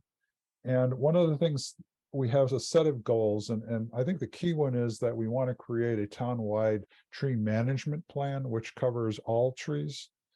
Because the trees are a linked biome, they don't live on islands. We want to increase our tree canopy. We use tree canopy as a measure of the health, although there are many other measures, but it's the one that's most easiest to measure. And we also want to try to come up with ways of funding this process and to invigorate our tree protection. So again, research, education, outreach, policy, and legislation. So if we can flip on to the next one, please, Brian. So we looked at 3 major components, and they're determined in part by when we can a time frame and also a physical location. So when can you step in and say, here's a set of, here are trees, and these are trees in particular, now this is new, is we're looking at regulations for trees on private properties. Now, this is obviously, it's a complex subject because we are talking about property rights here. Our neighboring communities have dealt with this in different ways. Some towns regulate, they have defined setbacks within which things are regulated. And so we looked at when can we make decisions about, we can say this is when the trees we regulate and which trees. So if there is a construction related, so someone buys a property, wants to put in a new house or to demo a house, this is where we say we are interested in retaining or saving all of the trees on all of that property, not just in the setbacks. So we really want to prevent clear cutting of properties when there's construction. And we want to also protect the trees during construction. That's another component, is to make sure that whatever, if you have heavy equipment, that you are properly protecting the trees. The next major component would be what happens if there's no construction on that lot? How do we think about protecting the existing trees on a lot? And we're looking at trees in the setback of the property. So the idea would be that if you have a tree within 15 feet of your property boundary, and this is just a number we pulled because it's kind of the average of what the setbacks are. We would say if you have a tree that's 6 inches or larger in diameter, that would be a tree of interest. And that's something that we would like to encourage preservation through. There are a number of ways of doing that. One is that we could say, if you want to take down a tree that large, or you would come in, you might need a permit. There would be some sort of mitigation or offset for the loss of that tree. So that would be one that would be unrelated to construction, and I apologize for repeating myself. The last component would be if there is a significant tree on your property, regardless of where it is. So, for instance, if you have a 48-inch diameter tree in the middle of your property, we would say that's obviously a very significant tree. It has perhaps historic significance, certainly environmental significance. That's one that we would want to extend protection to. And so significant could be, in this particular, we often talk about size, but it could be age. That idea is kind of not completely set, because there are a number of ways you could claim something is significant. Right. Other bylaws call it specimen, but it turns out specimen has other meanings as well. So Right. it could be like the last chestnut tree in your neighborhood, which hasn't been blighted. So I just want to add that the phrase offset for removal might not be necessarily clear. go what ahead, it- Sally, please. What it means is that there's a tool that this bylaw would have to be accompanied by, which is the sort of a tree valuation table.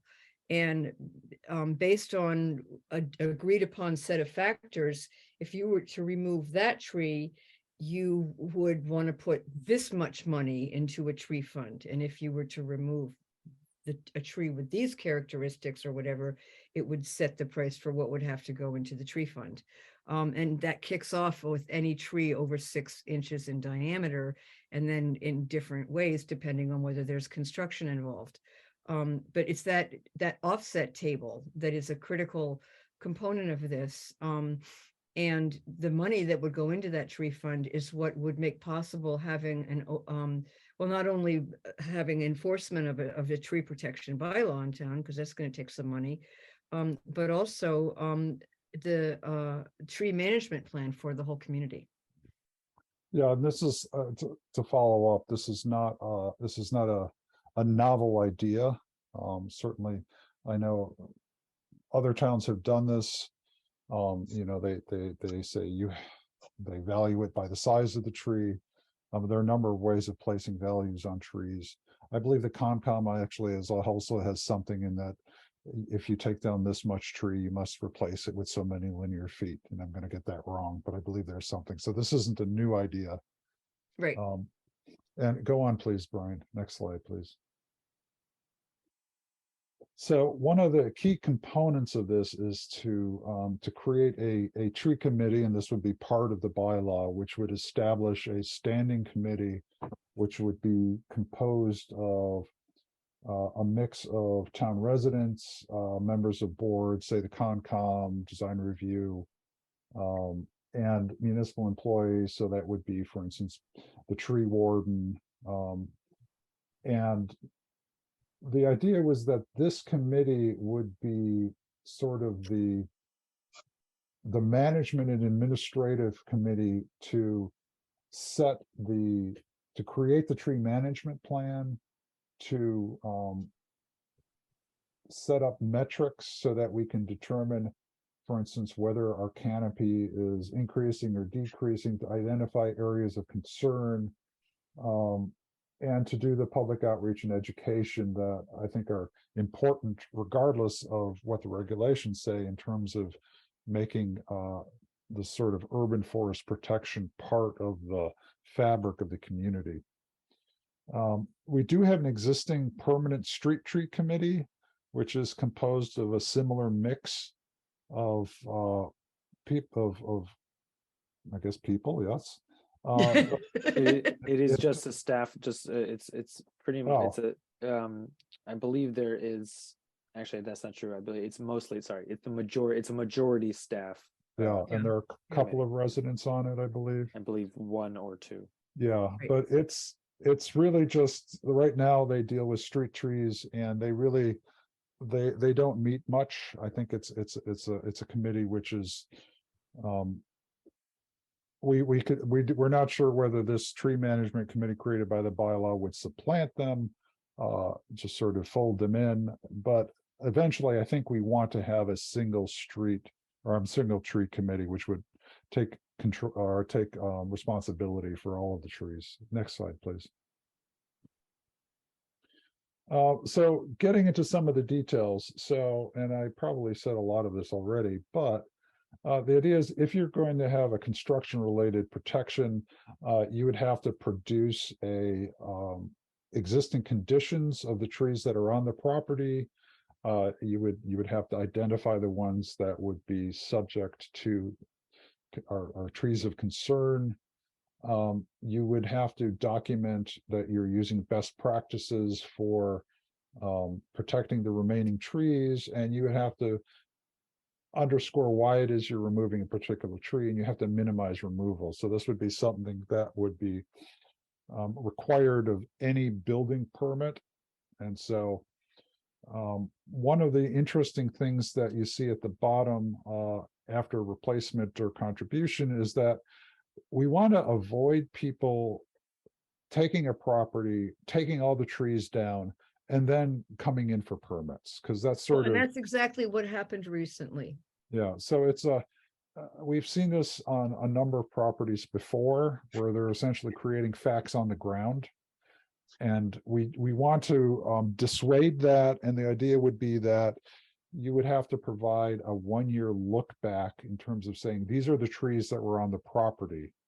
And so if you had taken trees down prior to submission of the permit, then those trees that were 6 inches or greater, you would be required to offset them.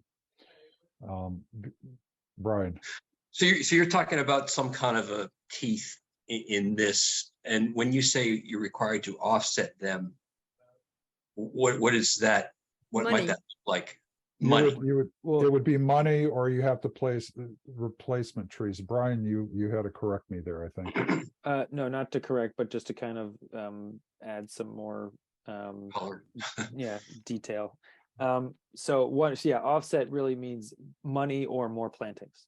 It's one, Okay. it's one or the other. So there it is. It's I mean, more it's really the penalty that's at the heart of it. Is the penalty a sufficient deterrent?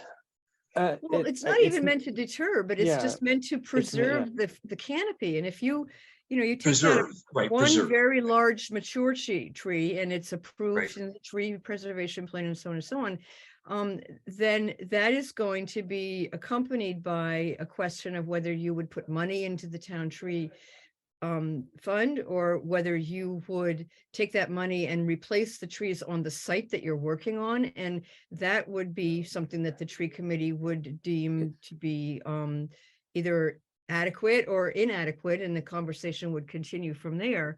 But it's not to say that you can't. It won't be a do deterrent. It won't be it's not a deterrent. It won't be Okay. a deterrent. It won't Okay. be a deterrent. It's not designed as a deterrent. Okay, right. It's designed to preserve in the first place. or plant more tree. It's really to like, okay, that tree has to go. We get it. You got to plant more trees over here. So, Okay, and good. one of the missing metrics right now is because we haven't taken the money, we haven't found or got for the money to do this, but these surveys that show in considerable detail a way to quantify the tree canopy, so that when it is impacted, that we can track either progress or lack thereof. So one thing I was going to say was, out of all the different types of triggers for what we're going to regulate, how we're going to regulate, what of all the things, especially, this is again looking at a lot of different bylaws. What we're looking at in front of us right now is kind of the most conservative.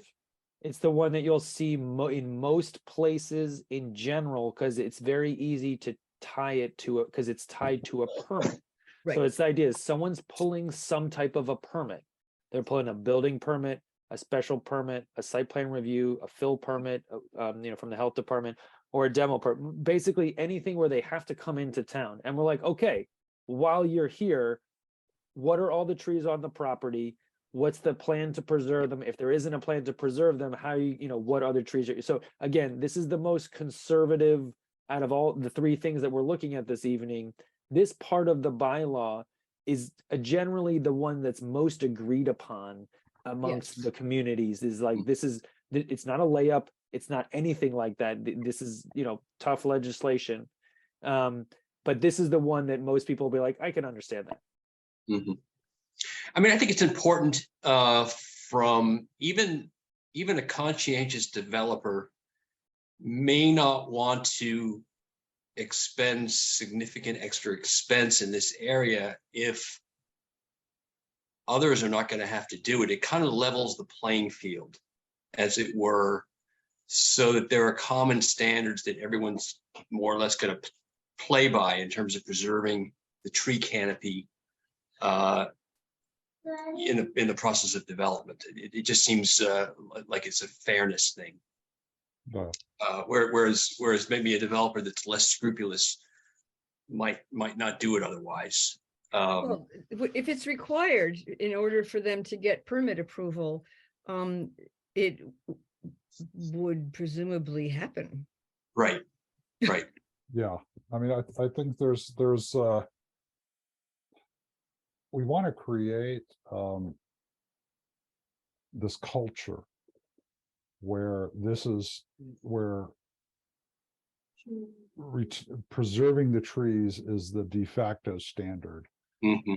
And I anything think that's other what than- Reed was so focused on education. You create a culture through education. Yeah, I mean, that's an important part. We know that, there's no way that you could put a price on a tree that would prevent someone from taking it down. Right, of course.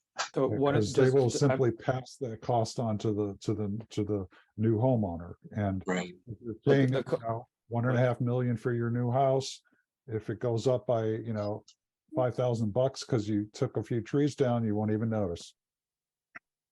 And so that gets oh. to the tree management plan and what is the budget for the town for managing trees? And that then you back into the value of the trees that are being removed. You use those fees or offset payments, not only to preserve, but to expand. And also that means staff and, the whole thing, OPEB, everything. So just when the reason why the cash value really is not appropriate is that the cash value in terms of like a very large mature tree, or even not even that large, easily could be $8,000 to $10,000 for something that's right. like I'm not talking some huge 30-inch, 36-inch, just something that's relatively tall that could be, I don't know, 12 at 10 inches around, but I mean, yeah, we're talking $8,000 to $10,000. No one is debating, and nobody in Massachusetts that I know of makes you try to replace the so the idea is like, okay, well, you got to plant some type of tree or a certain amount, that type of thing. But so the anyway, multiplier on the cost of the tree is 2.5 to get it installed and get it surviving through an agreed upon survival period. And so that 2.5 multiplier, if you go to the nursery, you say, I'm Harvard Business School and I want to buy 12 really magnificent trees to plant along Storrow Drive, right? Which is what happened. So each of these trees costs $12,000. And we're going to buy 12 of them. So there's, what is that, $144,000 worth of trees. And you do a 2.5 multiplier, because that's what it costs to install them and transport them, well, dig them, transport them, install them, and maintain them to survive for 2 years. And that's the real cost that goes into Yeah. the Right. offset The, table. the only way that happens basically is if somebody, if it's in this, I've seen this happen. There's a special permit where it says that you can't ever cut down these trees. Let's say 20 years ago, it's like these trees need to be preserved. And then some Yahoo 10, 20, 30 years later cuts them down. Then you can say, no, you need to go over and spend $10,000 and on each of those trees. That is Well, the and that would only, apply to street yeah. trees too, because the Yeah. street tree was removed, and I believe that it was constituted a hand slap, what was involved with the penalty. sorry. So next, I'm going to go to the, so again, this is the most conservative trigger essentially for review is some type of a permit, and it's the whole property, but it has to be related to some type of construction. So back to you, Dia. Yeah, so the next two are talking about regulation which doesn't have a specific event which brings you into contact with the town. So this would be for all of the other times, like the 99% of the time your property is not under construction. We still want to have ways of encouraging protections for trees. So this is where we get into the more controversial components, where we're talking about if you have a tree greater than 6 inches, that's within some sort of setback, and we can use 15 feet here, then that tree comes under a protection plan. So if you want to remove it, you have to apply for a permit. The permit would have some monetary cost, probably based upon the value of the tree, whatever we determine that to be. That's still, there are tables of value, so this is not a sort of a pulling things out of air. Right. They actually, there's a whole, it's part of the arborist's toolkit. If you are going to remove that tree, then what we want is a replacement. We don't want a loss of tree canopy or of the urban forest. So if you can't place it on your property because it's just not possible, then the monies would be used in a tree fund, which would put a new tree in somewhere else. Now, where that tree is a good question. So for instance, in some towns, I think Lexington's one of them, you can actually get money from the town to plant a tree on private property. And I believe that's true. I But the think idea that's is, right, that you it- can request a public tree within 15 feet of the street, right? No, Brian? not just, no. So no, It's- you can do that now here in Winchester, a public tree on public land. But what Right. Dieb's talking about is in Lexington and a couple other places, certainly more urban areas like Cambridge as well. The town can plant trees on private property within, sometimes it's 25 feet.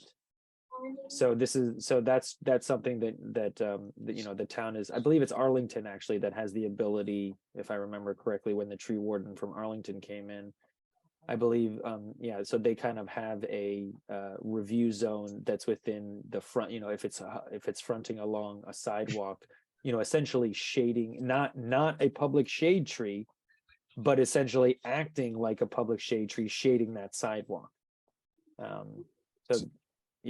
yeah, so the idea is that, we're trying to come up with a way that if a tree comes down in a particular geographical area, that we want to replace it in that area. And so it might not be a great place for a street tree, but there could be someone's front yard where this would be appropriate. So this fund would be available to do that. So those are the ideas associated with that.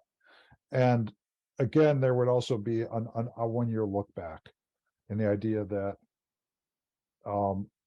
we really don't want people to take trees down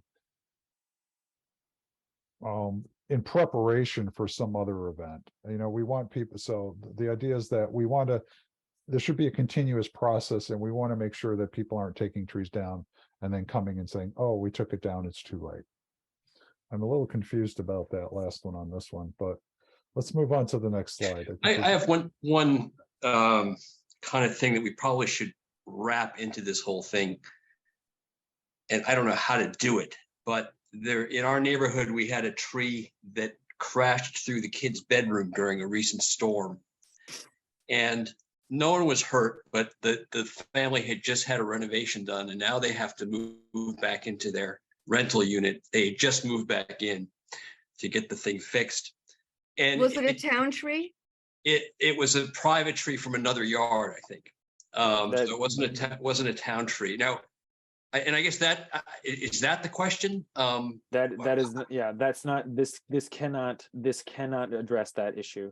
Right. That's an insurance claim. That's a private, that's a citizen. Okay, so we're not talking about trees on people's. How do you identify a tree that could be a danger to itself and others? It's called And a then hazard what do you tree. do about it?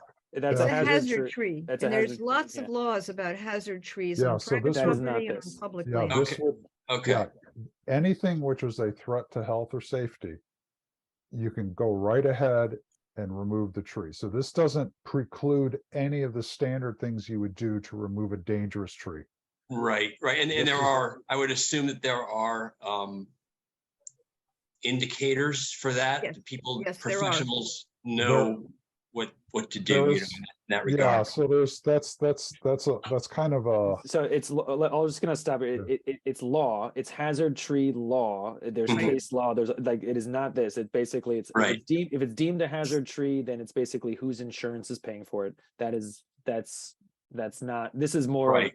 someone is cutting a tree down, doesn't matter what the reason is. That's the whole point, is that someone's cutting a tree down. What is the, there's no doubt it can't be saved. No one's trying to save a hazard tree that's deemed a hazard tree. It's a Right. question. Sure. It's a question of, if you have to take it down, then this particular, what's in front of us right now, the screen, this is talking about, you have to take the tree down. It has nothing to do with construction, but the thought process here by other towns is that if it's within the property line, both houses can benefit from that tree.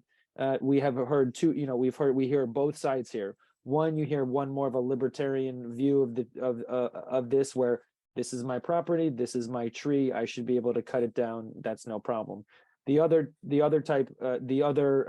of it is that a tree that's within that setback probably has contributed to thousands and thousands of dollars of cooling, and that there's there are shared Right. benefits. Yeah, of course. So- And I'm not arguing for a position, but it just occurred to me. No, that this is gonna come up. why. No, this is not going to be a very short. It was a long runway up to here. The idea now, again, so that's just the idea of this specific slide is. Whereas before was related to construction, rather conservative, you're doing something major. Here, a tree is coming down in the setback. There's shared benefits. It should be reviewed. This one is, again, one level more stringent, less conservative, more controlling. And the big question is going to be, how does this get communicated? And that's where education comes in, and there's channels for that communication. Mhm. But also, how does it get enforced? And we won't talk about enforcement at all. No, there's no doubt there. So this one's going to be this portion of this potential restriction. This is what's more controversial. The one previous, we're talking about construction related in other towns. And when I say that, meaning because it hasn't been tested here in Winchester, we don't know. But in the short period, this is something that is a little more stringent, a little more probably harder for some people to digest. Or not digest, they can digest it, they don't agree with it, is what I Mhm. mean. Yeah. Yeah. And the Sure. goal is to, if we were to bring this to Springtown meeting, which I'm not sure we are, but at whatever point we bring it to a vote as a new town bylaw, that leading up to that is a very rigorous process of feedback and adjustment, similar to what was done with the gasoline leaf blowers. Mhm, mhm. But even Yeah, I mean, that, that's something that probably will come up, but it sounds like Yeah. everyone's totally on top of it. we have thought about this a lot. And this is a place we're trying to tread lightly, because Right. it's also it's a complex legal area. It's Right, complex right. in terms of property rights. And then Brian had put in this beautiful picture of our town common and Cool. the big tree in the middle. And so there are some trees which we think are worth preserving regardless of where they are on the property. And this is where this concept of a significant tree, and again, it could be the size, it could be a particular species, like if you just happen to have an American chestnut which was not blighted, please don't cut it down. I don't think that's possible. But I mean, there are criteria that we would have to come up with, which the tree management plan might discuss with some limitations put in the bylaw as to if it's a particularly significant tree, it should have some protection. I So- know that I've seen Sorry. some plans coming before us where they're taking down a 48-inch tree. And so that's just it's just something we don't want to have happen. And the idea is to try to Yeah. create a process where we can have a discussion with the homeowner and come up with ways of preserving it. Mhm. And if the tree is coming down, then there would have to be some sort of an offset for the loss, not just to the biome, but also I think to loss to humanity. I Sure. guess. Well, and to our planet. Hello. Yes. Well, that would be the biome I was thinking, but yeah. Oh, yeah. Um, What was the word? The urban biome. The urban Urban forest, the urban canopy, forest is something the like- biome. So- So, and then I think we're I getting was gonna close to say, the end. here. sorry, Dee, I'm sorry. I was gonna say super quickly, although this is a nice picture, I want to make very clear that this is not on private property and that That's like, right. this is Yes. the town obviously like, so maybe this is not the best picture for this slide, but it was just a nice big, I was just trying to put in a nice big tree, Yes. not necessarily this iconic one that's on Well, town and it's- property, and and it's it's certainly kind of- safe, it- you know, yeah. You'd have to get someone's permission to use their significant tree on their property as Wow. the example of an example Right, of a tree not Yeah, to be so- removed. So I have a significant tree on my property, but it's a Norway maple, so some people would want to take it down, but it's like 30, 40 feet tall in it. So it's Well, maybe that can be a homework assignment over the next, Yeah. 5 months, is that if you're walking around and you see you see a significant tree on private property, let us know, because then we can talk about whether we would approach that neighbor and ask them if they would be willing to be the poster child for significant trees. okay. That's something we can do. Let us move on. I think we're somewhat running out of time. So this legislative timeline, string 2023, I think that's I think that's a little, I don't think it's going to happen, to be I honest. don't either. I don't I either. think that we need to do a lot more education about this. That's right. That's Um, right. we want to start doing informational material. We're trying to figure out ways of creating something which starts to talk to people about the value of trees in terms of this concept of an urban forest, that the trees are not individuals, they are part of a connected biome, and there are a number of reasons why we should want to not only preserve but increase the trees we have. And we have started doing that. We were out at town day, and we were out at the farmers market, and that's stuff we have to work on. Well, and to that point, we have about 75 people on an email list that Brian created called Tree Mail. And they are, when we had people sign up for Tree Mail at the farmers market, we said to them, you're not going to get a ton of email here, but when there's a time where we need everybody who cares about trees to come together and help us with something, we're going to reach out to the Tree Mail group. And Brian's done a good job of keeping, up until town meeting season, emails out to them just to let them know that we didn't go away yet. Yeah. So the other thing is to try to put some bounds on what a tree management plan would be. The idea isn't to develop one. That would be up to the actual tree committee, but to essentially put some bones in place so that people get an idea of what it is this management plan would look like. And then next Mhm, step, next mhm. slide, Well, please. one thing I just wanted to add for a second is that these next steps are essentially the next steps for the tree working group, and potentially a sponsorship of someone from or a group, either the Planning Board, Conservation or Commission, or the Climate Action Advisory Committee. Someone, that working group cannot introduce legislation. So I Yeah. want to make that Right. very clear. So it's one of those three boards or commissions that would start that process of doing some type of legislation. So over the next bit, let's call it, I would say 2 months, the board would probably have to start thinking Next- about, well, are next they going to slide, Brian. sponsor? Yep. Oh, What? There we last go. slides. Last slide. Sorry. Yep, consideration of warrant article sponsorship. Right, there it is. Yeah, It's So- what you said. this So, is. yeah, we go right ahead. Yeah, this is where we turn it over to the rest of the board, and we ask, how does this fit in with the board's purview? How does it fit in with the board's priorities? What sort of resources is the board interested in putting into this effort? Right.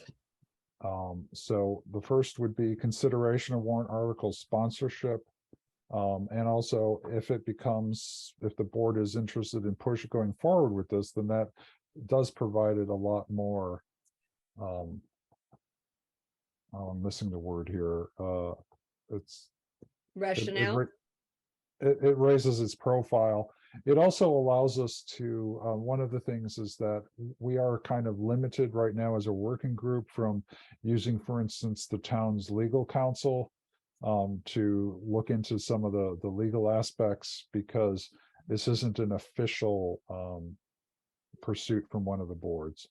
So I'm going to stop talking. I realize we don't have a lot of time to discuss this. This presentation was to get your mind thinking about this, and thinking about this as a very concrete thing rather than just this abstract concept of what's possible in the legislative realm. No, it's really, really, I was going to say, this is what makes being on the planning board a delight, is these types of topics. I'm glad you think so, because even if no matter what happens, it's really interesting that I think a lot of people think that all people are interested in is a bylaw. It's a bylaw, and it is certainly causing the conversation in a good way. Mhm. But the idea is that there's probably 20 more things that we could do to supplement That's any right. type of bylaw. And that really is that research and education part of this conversation that we were obviously just highlighting the legislation, but I think the idea is that the research and education is a large part of the solution. Yes.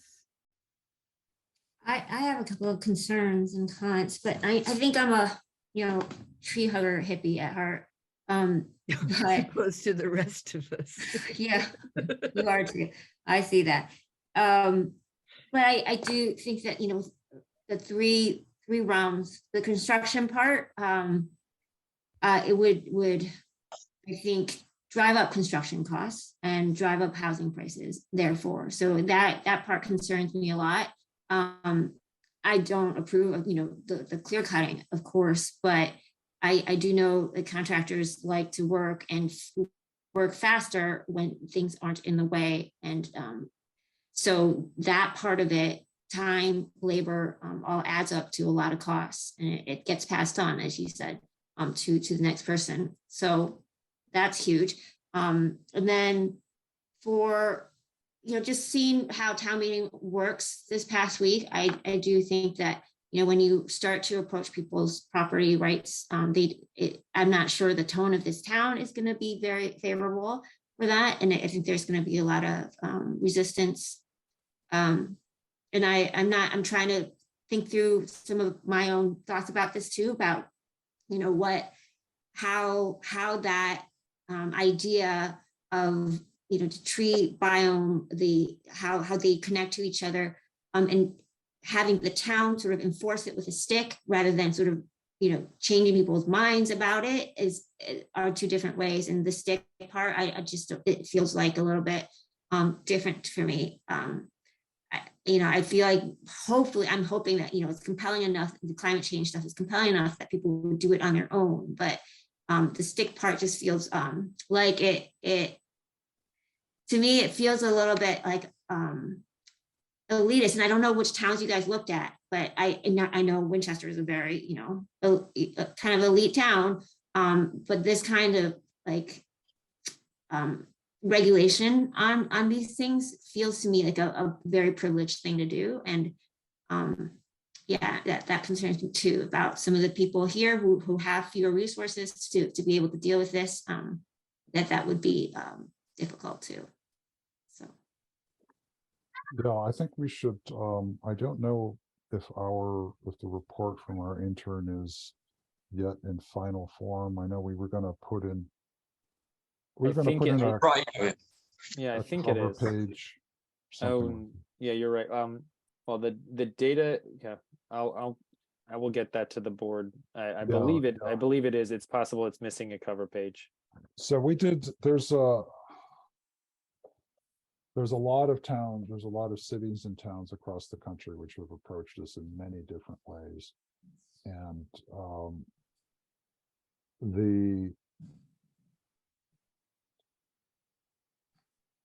I understand your concerns about increased costs, and it's hard to point the value of what's being lost, comparing it to the actual, because you know what the bill is from the landscaper for taking the tree down, but you can't compare it to the cost of what the tree provides. And there are actually courses in grad school where you come up where they look at how do you value natural. I think we have a society, we as a society have a great deal of difficulty assigning cost to the environment and attributing those costs as real costs, as much as the cost to someone for having to preserve trees. And I think this is sort of a start in trying to attribute environmental costs to our decision-making process. Yeah, I think what I think is that we do have to look at the financial costs that would be passed on to the homeowner and try to look at ways of alleviating that or coming up with programs that would reduce that. And that might be where this tree fund comes in, is that allows offsetting. I mean, this is something that we haven't explored a lot, but sort of the I don't want to call it the environmental justice, because that's a different movement, but the concept of equitable access to resources, in a sense. Maybe that's not the right word for it. Anyway, but this is exactly the kind of conversation we want to start, so that we can flesh out all of those corner areas and those glaringly obvious ones that we haven't seen, to try to understand its impacts, and how do we craft something which has, does actually have a meaningful impact, and isn't just something which is so limited that there's no point in having it as a bylaw. And I think that's, the leaf blower one, I think, is a good example of how difficult it is going to be. Certainly we're seeing the discussion of leaf blowers last night, I think was really interesting. And if you haven't seen last night's town meeting, then when it comes online, and join us on Thursday for part 2 of leaf blowers, because we will be starting up with leaf blowers. Okay, so I think we are, I thank you for your We have a zoning board of patience. appeals. Yes, and we will come back to you in probably in the next couple months, where we will continue this discussion to understand what we can do about this. This isn't going away. Is the planning board supposed to make a straw poll or a vote on whether the planning board would want to be to take ownership of this project so that we can get funding and legal counsel? I think we need to, I would prefer the planning board have some time to cogitate on this. Me too. Thank you. And so I'm not asked, because this is a complex thing. We've been looking at it for 2 years and you folks have only been looking at it for 20 minutes. So I think the key is that we start the conversation. Next time we come back, we ask for more questions and we iterate. This iteration is going to be time consuming because we have 3 boards to iterate between, but that's this process. So let's jump right to the zoning bylaw. Yes, I don't thank think you. we have the proponent with us. Really? No, I do not believe so. Here, I'm gonna put up, I believe, so this, Here it is. seeing Google Maps here. This is the site. So this is petition 3980, 8 Bridge Street. Petitioners are seeking a special permit so they can establish a home occupation at this address where the clients come to the house for consultation. The property is located in the RG 6.5 zoning district and contains almost 12,000 square feet. So this is not a special permit we typically get very often for a use special permit, but this home occupation is allowed in this zone, in the residential zone for home occupations are allowed, but it's only allowed by special permit if you have clients coming to the house for consultation. And that could be for anything. In this particular case, it is for a hypnosis. So the business to be operated requires clients to come to the house for treatment. 1 person per appointment is expected. So there are no exterior changes to this duplex. And I would imagine maybe that if they wanted a sign, they would obviously have to go through the sign permit process, which is through the building department and eventually approved or denied by it's usually not denied, it's usually approved or says that it doesn't meet the sign bylaw and has to meet the sign bylaw, and then it does. And it's usually based on size. So they give, the DRC gives recommendations and actually approves that sign permits. So that would not be through us. But no, right at this time, no signage is planned. That's just more of kind of in the future. But I found there to be significant, driveway space for multiple vehicles. There's no deleterious effects to the neighborhood as only 1, potential car per visit. And it's not like there are 10 or 12 visits. It's not a high traffic. This is not going to be a high trafficked home occupation. For instance, as someone who was constantly coming and picking up things, it's just not the case here. So as part of the proposed occupation, I recommended favorable action with regards to this petition and really just didn't see any issues whatsoever. There's no changes whatsoever. And I felt this to be totally appropriate. Back to you, Deanne. Okay, I'm going to just jump out there and ask if there's a motion.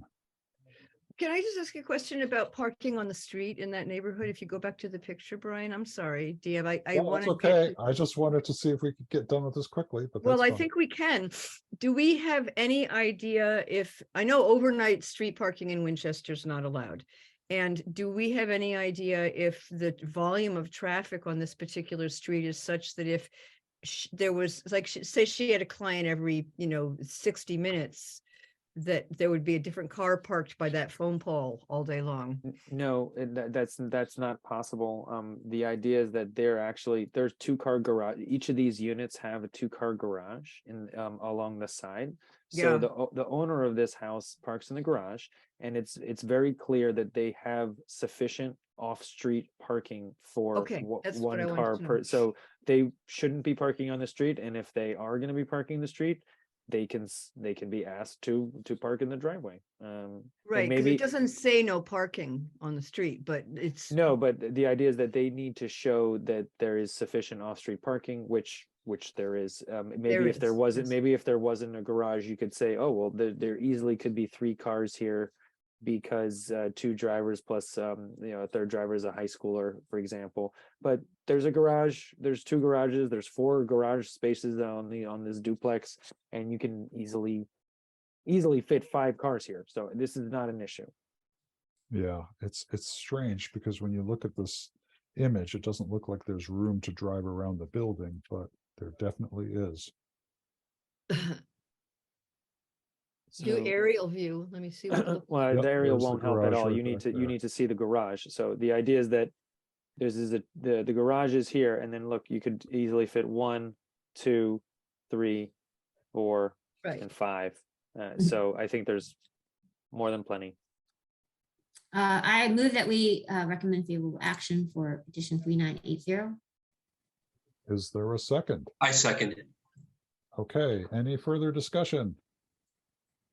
Seeing none, I'm going to act like town moderator here. Seeing no further discussion, no town meeting members having risen. Let's go for a roll call vote. Sally Dale, I'm in favor. excellent. That's an I, Aye. right? Aye. Nick Rosettos, Aye. I Ching Scott, Aye. and I, Jerry, say aye as well. We're gonna get out of here with 6 minutes to spare, and it's all because Kurt wasn't here wasting our, no, it's all because Kurt wasn't here. Kurt, I apologize. It came out nastier than it should have. Anyway, I thank you all for joining us. Thanks to Brian Zakelli, our town planner. Oh, we should note that we did have a report from the assistant town engineer saying that this, I'm so sorry. That's my fault. That's not you. That's me. I should Yeah. have noted, But there was no I- impact. There was obviously no impact. There's no exterior changes. Obviously, there's Right. there's nothing to talk about from the engineer, Yes. and that's what their memo said. So sorry, didn't share that. And I even am after we voted. gratified that our assistant town engineer didn't show up to sit through. I said he didn't need to this evening. for Okay, obvious reasons. so I forgot to ask for a motion to adjourn, to disembark. So moved. I move that we adjourn. Okay, Second. second, okay, all in favor, roll call vote, please. Aye. Aye. Oh, Oh, we Aye. have to roll call. I'm Aye. sorry. Roll Aye, call, aye, aye. roll call. Lot of How many ayes, times have it's we done fine. this? Sally, Aye. I Ching, aye. Nick, Aye. I say aye as well. Okay, so thank you, everybody. Thank you, town planner Brian Zakelli. Thank you to WinCam. Thank you to everyone out in the peanut gallery in TV land. We will see you next 2 weeks. Have a happy, 29th. safe Thanksgiving. And for all those town meeting members, we will see you again on Thursday. Good night, Bye. everybody.